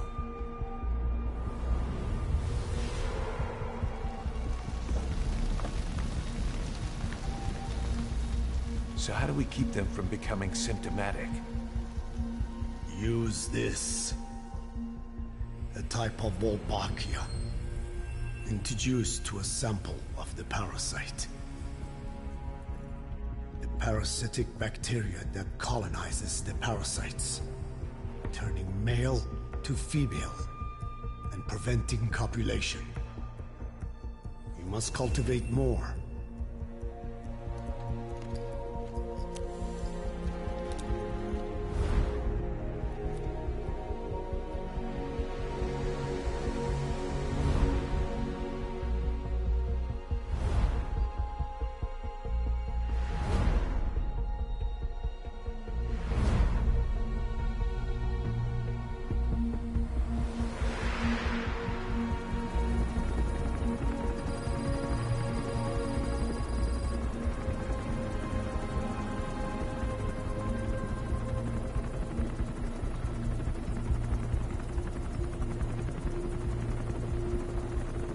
Thanks to Code Talker, we've managed to put a stop to any new vocal cord parasite infections. We couldn't save those already symptomatic, but everyone who survived has been released from the quarantine platform.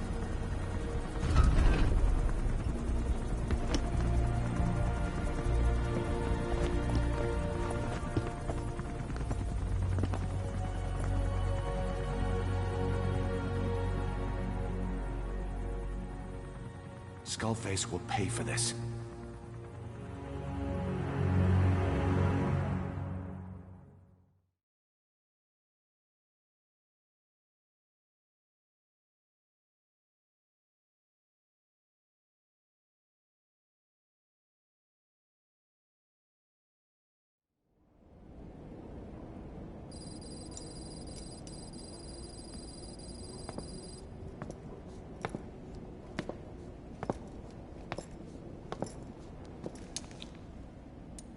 Again with the truth serum?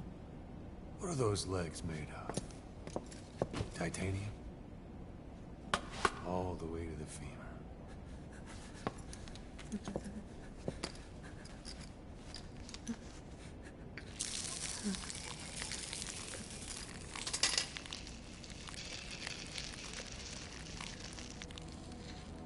Metallic archaea. Sahelanthropus. Where is it? What? We have to know before his plan is complete. Sahelanthropus is the final piece. What are you talking about? If the Soviets break out a mobile, controllable nuclear weapon, East-West relations will be right back at the Cuban Missile Crisis. The Cold War returns to life, as countries without nuclear arsenals line up for what Skullface is selling. Nuclear weapons proliferate overnight, and on the brink of annihilation, the world maintains its balance. But we know this is all just a shield, a ruse. The cleansing parasites are what matter most. A WMD to eclipse even nukes, and the only one that can still be used. Skullface is the world's greatest threat, and Zero's. The pieces are in place. All that remains is to unveil Sahelanthropus in Afghanistan. They can't activate it without me.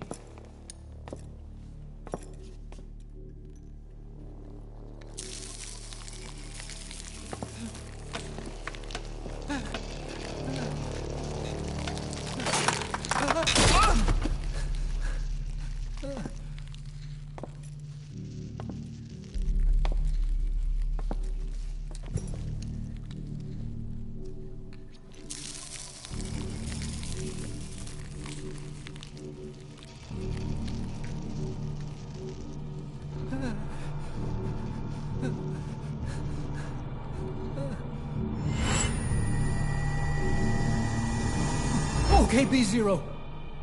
Sahelanthropus is beyond the Soviet base camp, in a lab built by the Soviet philosophers.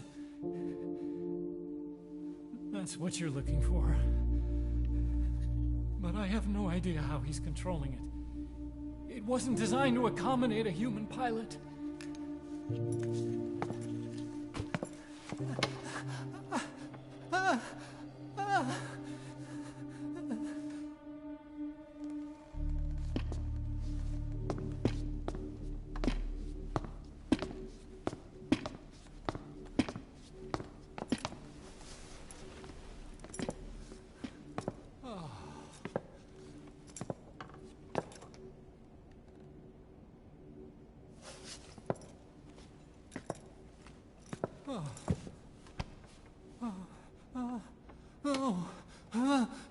No! No! Wait!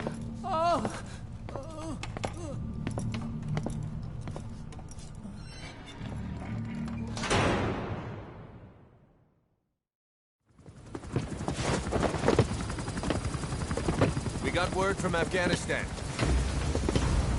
Everyone at the Soviet base camp's dead. No sign of fighting. Parasites. Skullface's men then headed north. The target is OKB-0. That's where he'll activate Sahelanthropus. Unless we stop him, he'll go down in history a conquering victor. We can't let that happen. Wipe him out. Don't leave any trace of his existence.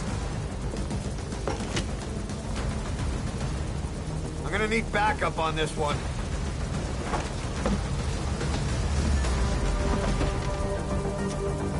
You'll rendezvous on site.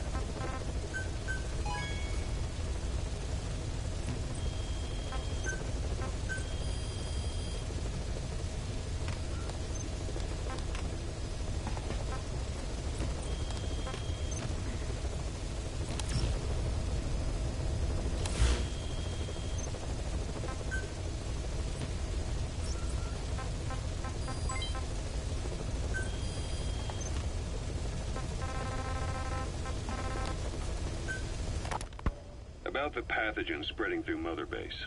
You've seen everything we've got on the outbreak. What's your opinion? Textbook symptoms of vocal cord parasite infestation. And judging from this casualty list, it is the Kikongo strain, meaning a breed of parasite that triggers symptoms upon detecting pronunciation specific to Kikongo. So our Kikongo-speaking staff are at risk. Quite so. He's right. All the victims do speak Kikongo. So they can survive if they just use another language. There is no guarantee. You're only dealing with the Kikongo strain. Other language strains may be present. You well know he was teaching them languages from all over the world. The Devil's House. Nzoya Badiabulu. There is no way to know how many strains he has at his disposal. So how do we keep them from becoming symptomatic? You mentioned using microbes. Use this. A type of Wolbachia. Introduced to a sample of the parasite. Wolbachia? A parasitic bacteria that colonizes the parasites, turning male to female and preventing copulation. You must cultivate more. What have you done with the infected bodies? Cremated to stop the spread of infection. But we did keep a few for study. Good. Take this sample, grind it to a pulp, and introduce it to the larvae now nesting in the dead.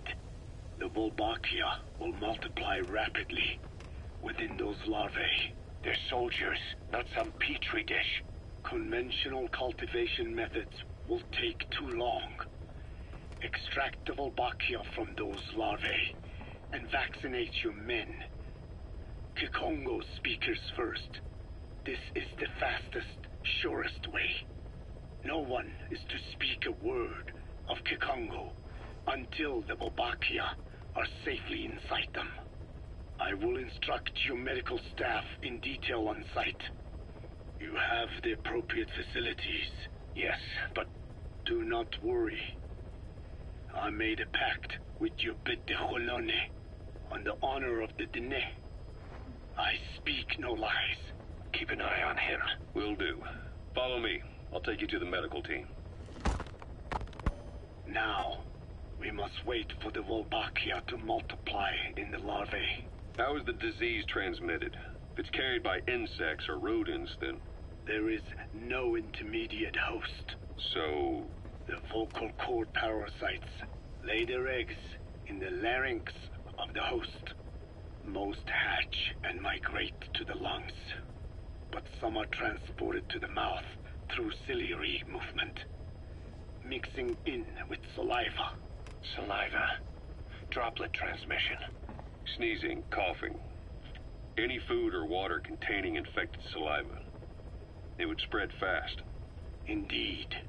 And when the larvae migrate to the lungs, symptoms can resemble the early stages of a cold, making it easy to infect others. Meaning a simple conversation would be enough to pass it on. All right, so what happens after the larvae migrate to the lungs? It is as I said before. They mature by feeding on alveolar tissue. It is only then that noticeable symptoms appear in the host. And by that point, it's too late. He's infected everyone else. It's one hell of a weapon you've created. That is what Blag Ana wanted. Something that would spread easily. In truth, he's not the reason. But we will discuss that another time. The Wolbachia have multiplied. We're preparing to extract them and begin vaccinating. But is this really the only way? Sure, it'll prevent infection, but the cost... You would rather remove their vocal cords? No. Tactical communication's the linchpin of what we do. What if we were to ban the use of Kikongo? Insufficient. First, there's no guarantee that only the Kikongo strain is here. Second, there is the matter of how the parasites lay their eggs. Before they can copulate, they must be exposed to the pronunciation of a specific language for a period of time, like a container filling with water. But the duration between when the container is full and when the copulation actually begins, varies from case to case. In other words, even if the infected stop speaking as a countermeasure, it may already be too late. The only true solution is to prevent copulation through the Wolbachia, or by physically removing the affected tissue. Do any anti-parasitics work? It sounds as though you have already tried. Yeah. We tried every one there is, and nothing. I have yet to find a medicine that can remove the parasites. At best, it temporarily covers their ears. Why is that? Because the parasites are companions to us. To remove them inevitably harms the host. Companions?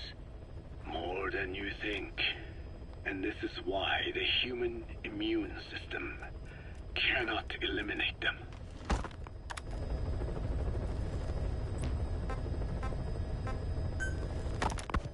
We've inoculated the staff with Wolbachia to keep them from becoming symptomatic. That should also contain the infection. How did this happen in the first place? It has to have been a Cypher spy within our ranks. If this is so, then why the Kakongo strain? If their intent was to wipe you out. Skullface said the remaining English parasite was close to the boss. If this latest strain was his doing, he wouldn't have tipped his hand. It is possible someone brought eggs onto the base without knowing. Stuck to their shoes, clothing. Well, that makes the most sense to me. Then where did the eggs come from? You mentioned that your boss visited Nzoya Badiopulu. Sure, but his gear's disinfected immediately upon return. Then he was not the carrier. And not just the boss. All staff dispatched to high-risk regions were quarantined on the flight back. When the symptoms first appeared, we checked and disinfected all equipment used up to that point. Any and all prisoners, soldiers, materials, and animals extracted during missions were also quarantined. So, that just leaves... I have seen children around here. Where are they from? All over. Some were being held hostage at a mine. Then there were the troublemakers at Bwala Yamasa. Bwala Yamasa? Yeah. Their clothes, their things. Did you burn them? They're just kids. We couldn't. And besides, not one of them's shown symptoms. The parasites don't infect prepubescent hosts.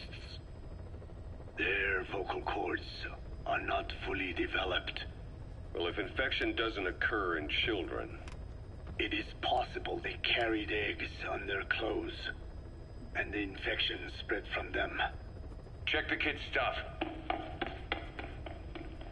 I doubt there is any trace left by now. But if there is, some of those kids must be close to hitting puberty. How could we have missed this?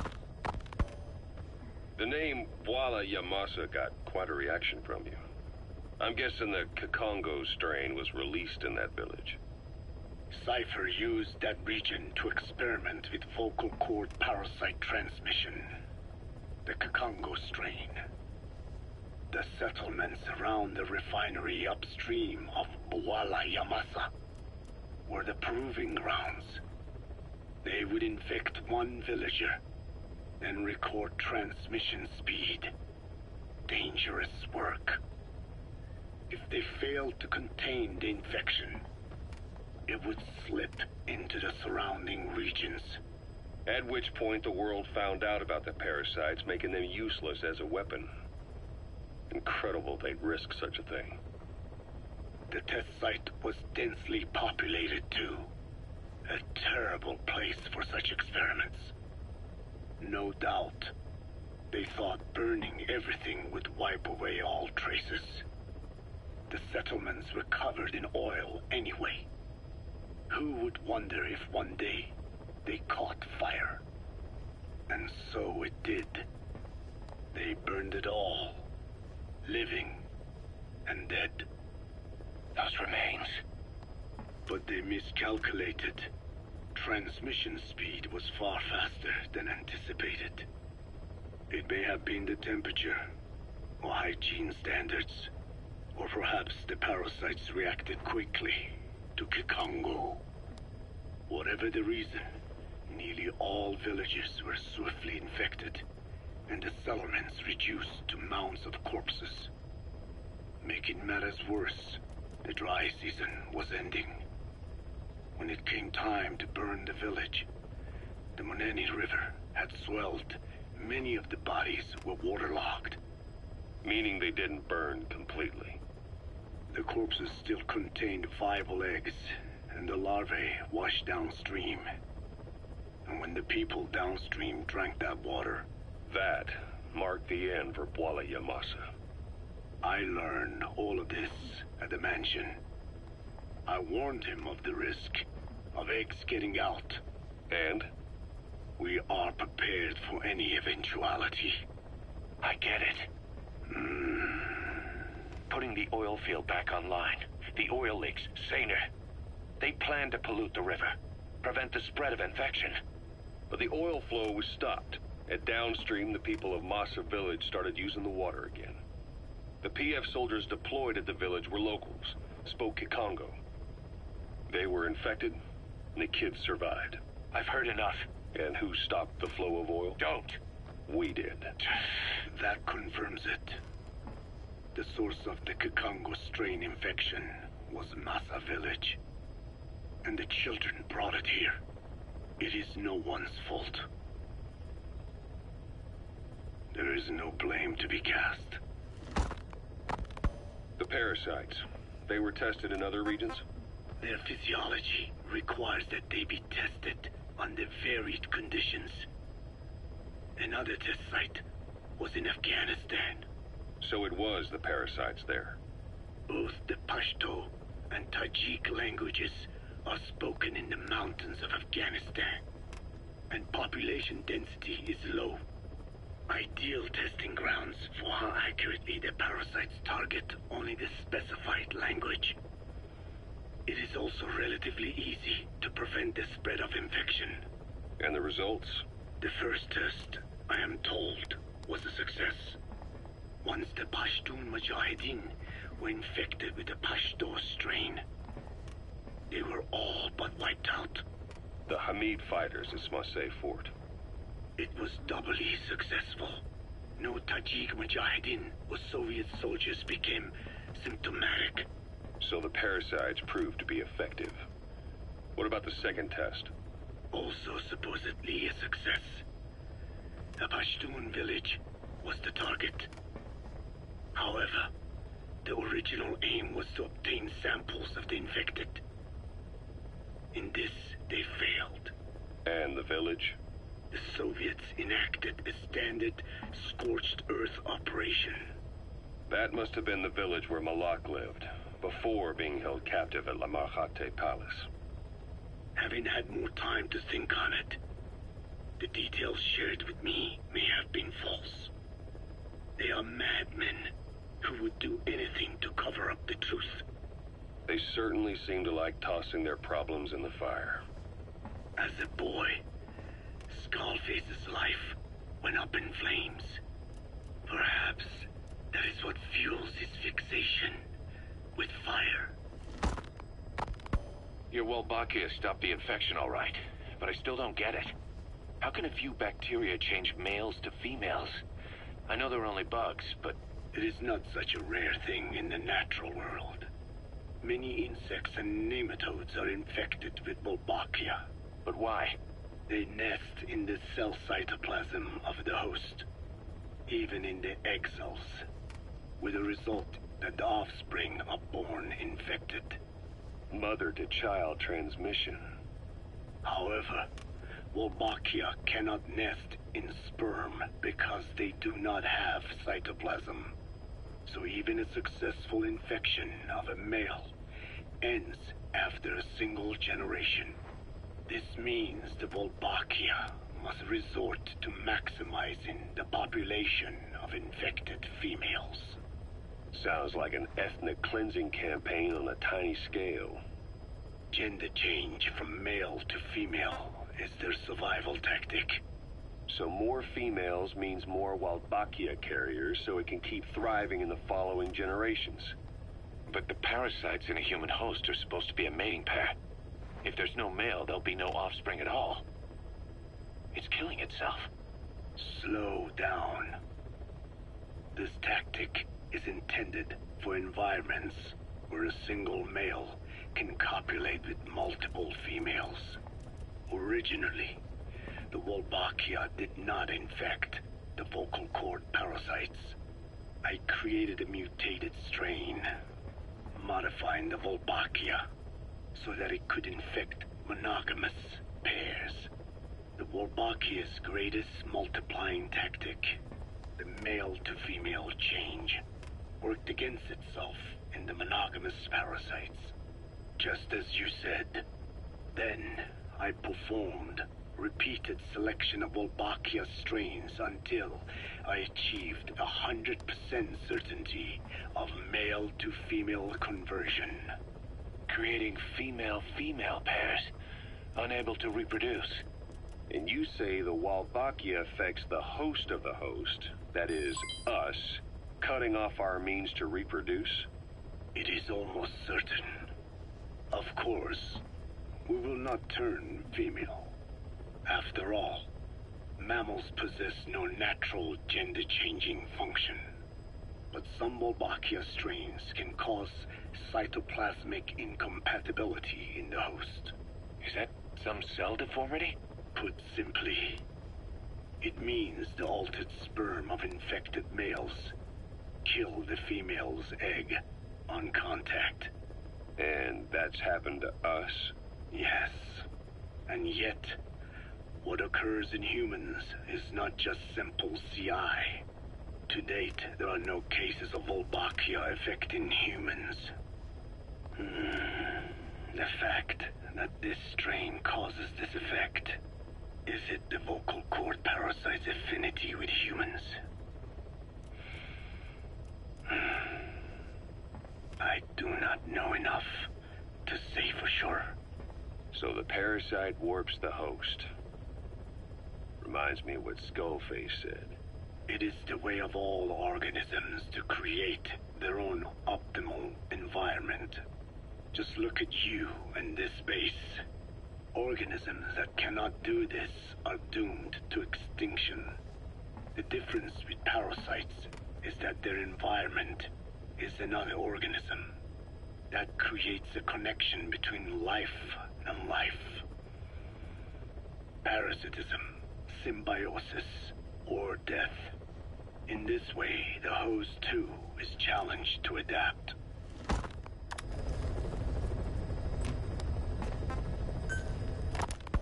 About this OKB-0 Emmerich was talking about. Its location and features match the citadel in the mountains northeast of the Soviet base camp. Built during the time of Alexander the Great, it was left in ruins following one of Genghis Khan's campaigns. Its occupants changed time and again due to war, and it was expanded on more than one occasion. Ultimately, it fell into the hands of the Soviet philosophers. The Soviet army was using it as the headquarters of its Afghan invasion force. But it would seem that Skullface's connections with the philosophers gave him license to develop Sahelanthropus there. And that's what Emmerich was doing at the place, before he got the axe. But OKB is a designation the Soviets use for weapon design bureaus. There's no way they'd have one of those in Afghanistan. And in principle, the numbers that follow OKB are always integers above 1. There is no 0. Perhaps this was a secret facility of the Soviet and Chinese philosophers dating back prior to World War II. Though it's more likely Skullface just picked a fake name that more or less fit the Soviets' pattern. He doesn't go there often, but he sure as hell won't miss this. They use the heliport on top of the tower for his visits. Start by heading for the heliport. Then wait for your chance to make contact with Skullface. It seems Sahelanthropus's armor is made from depleted uranium. That offers some serious protection. The U.S. military is planning on using it for its main battle tanks, too. Maybe that's where Emmerich got the technology. Uranium? They're using nuclear fuel for armor now? No. What they use for nuclear fuel is uranium-235, which is extracted from natural uranium. Depleted uranium is a byproduct of that process. Sort of like the leftovers, I guess. The garbage. Uranium-235 makes up 0.72% of natural uranium, whereas depleted uranium contains only 0.2%. What are the benefits of using it for armor? It's a pretty short list. Uranium's a heavy metal, like lead, meaning it can hold a greater amount of kinetic energy. But it also boasts a hardness closer to tungsten. That makes it an ideal material to use for, say, armor-piercing ammunition penetrators. But it's not the best choice for armor. Its volume is less than that of ceramics, but for an equal weight, you could end up with less protection. So why use it then? According to Emmerich, it came down to him being unable to source ceramics technology from a manufacturer. Plus, given that it's an upright walking vehicle, he wanted to reduce the bulk of certain areas. Despite all that, depleted uranium still makes for some tough armor, and Emmerich says it's been proven in live fire tests. It stops most Soviet tank shells.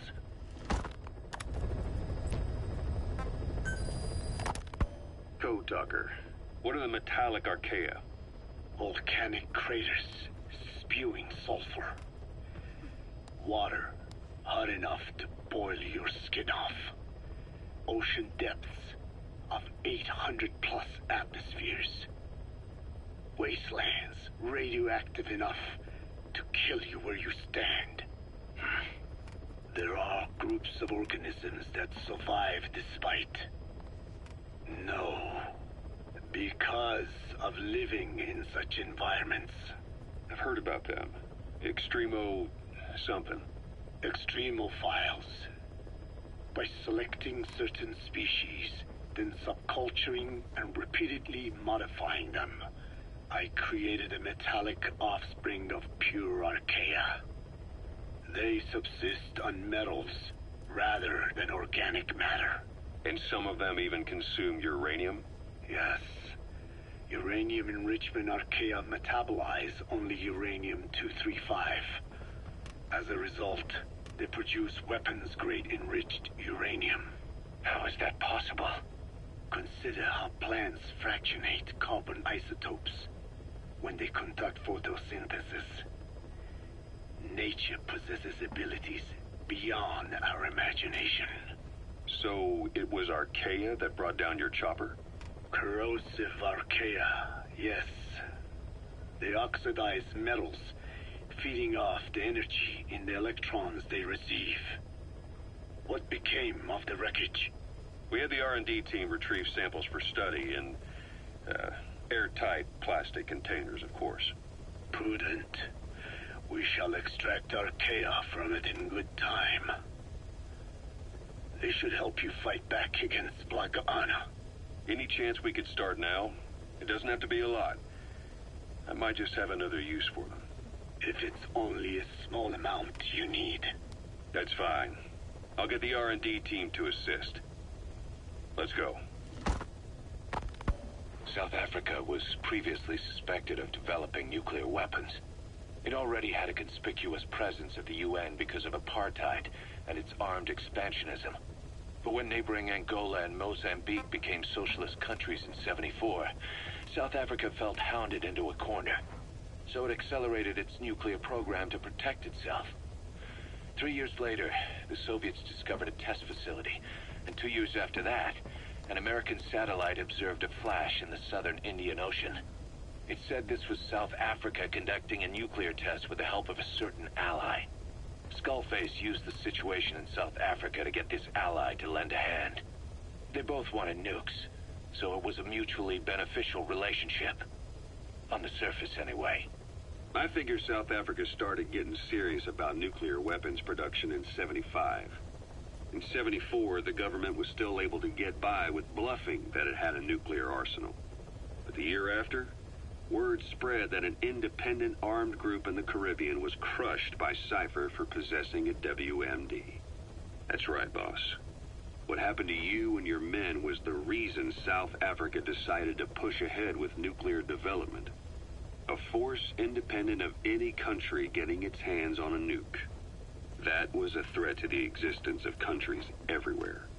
It wasn't just South Africa. Your presence pushed a lot of countries to get nukes. The world was scared of you. You were a threat to more than just the Cold War. If nations are gears in a machine, you had the power to smash them loose and watch the whole world grind to a halt.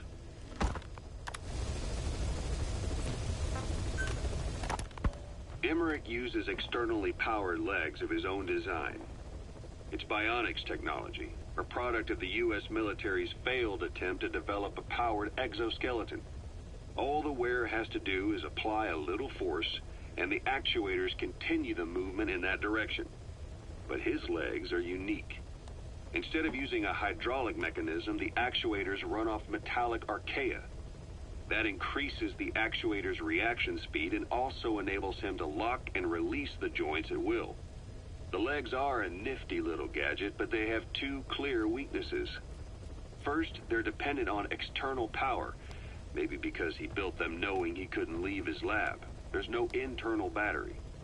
That's why they won't work if they aren't plugged in. Second, and this is more than just a weakness, the legs are directly connected to his bones. Could be to minimize signal loss in the order's output to the legs and the drive response from them. Either way, Emmerich has used bolts to attach load-bearing parts directly to his femurs, probably by mimicking surgical treatment for compound fractures and the like.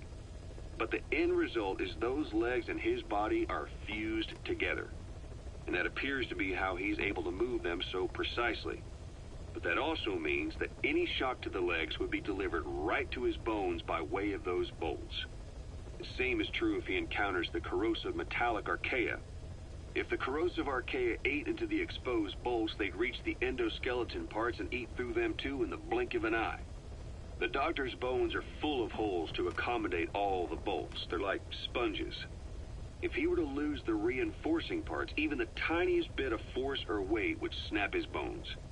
So when I dangled those corrosive metallic archaea in front of him, he realized straight away what would happen. Life wouldn't be worth living if he lost those legs of his. I'd bet that is what the doctor fears the most. I just helped him imagine what it would be like. Thanks to that, I got the information we needed without either of us getting hurt. You know how he is. He's probably already over the shock. The better you know your adversary, the easier it is for you to get information from them. And vice versa.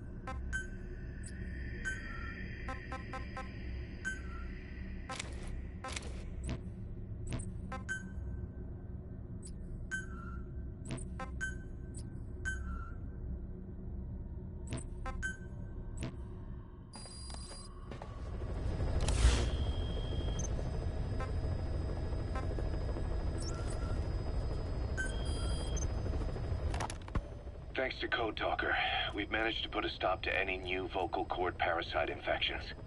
We couldn't save those already symptomatic, but everyone who survived has been released from the quarantine platform. Skullface will pay for this. Boss, Emmerich confessed. Skullface's endgame is to activate the bipedal walking tank Sahelanthropus and deploy it into live combat in Afghanistan. That's why he moved into the Soviet research facility they call OKB-0. If his plan comes to fruition, there'll be no stopping the ripple effect worldwide. Find a way to make contact with Skullface before that happens. Then learn what you can from him, and put a stop to his plan. We'll have our fun with him later. This is it, boss. Diamond Dogs is strong enough now to face him head-to-head. It won't be like 9 years ago. Make your way to OKB-0.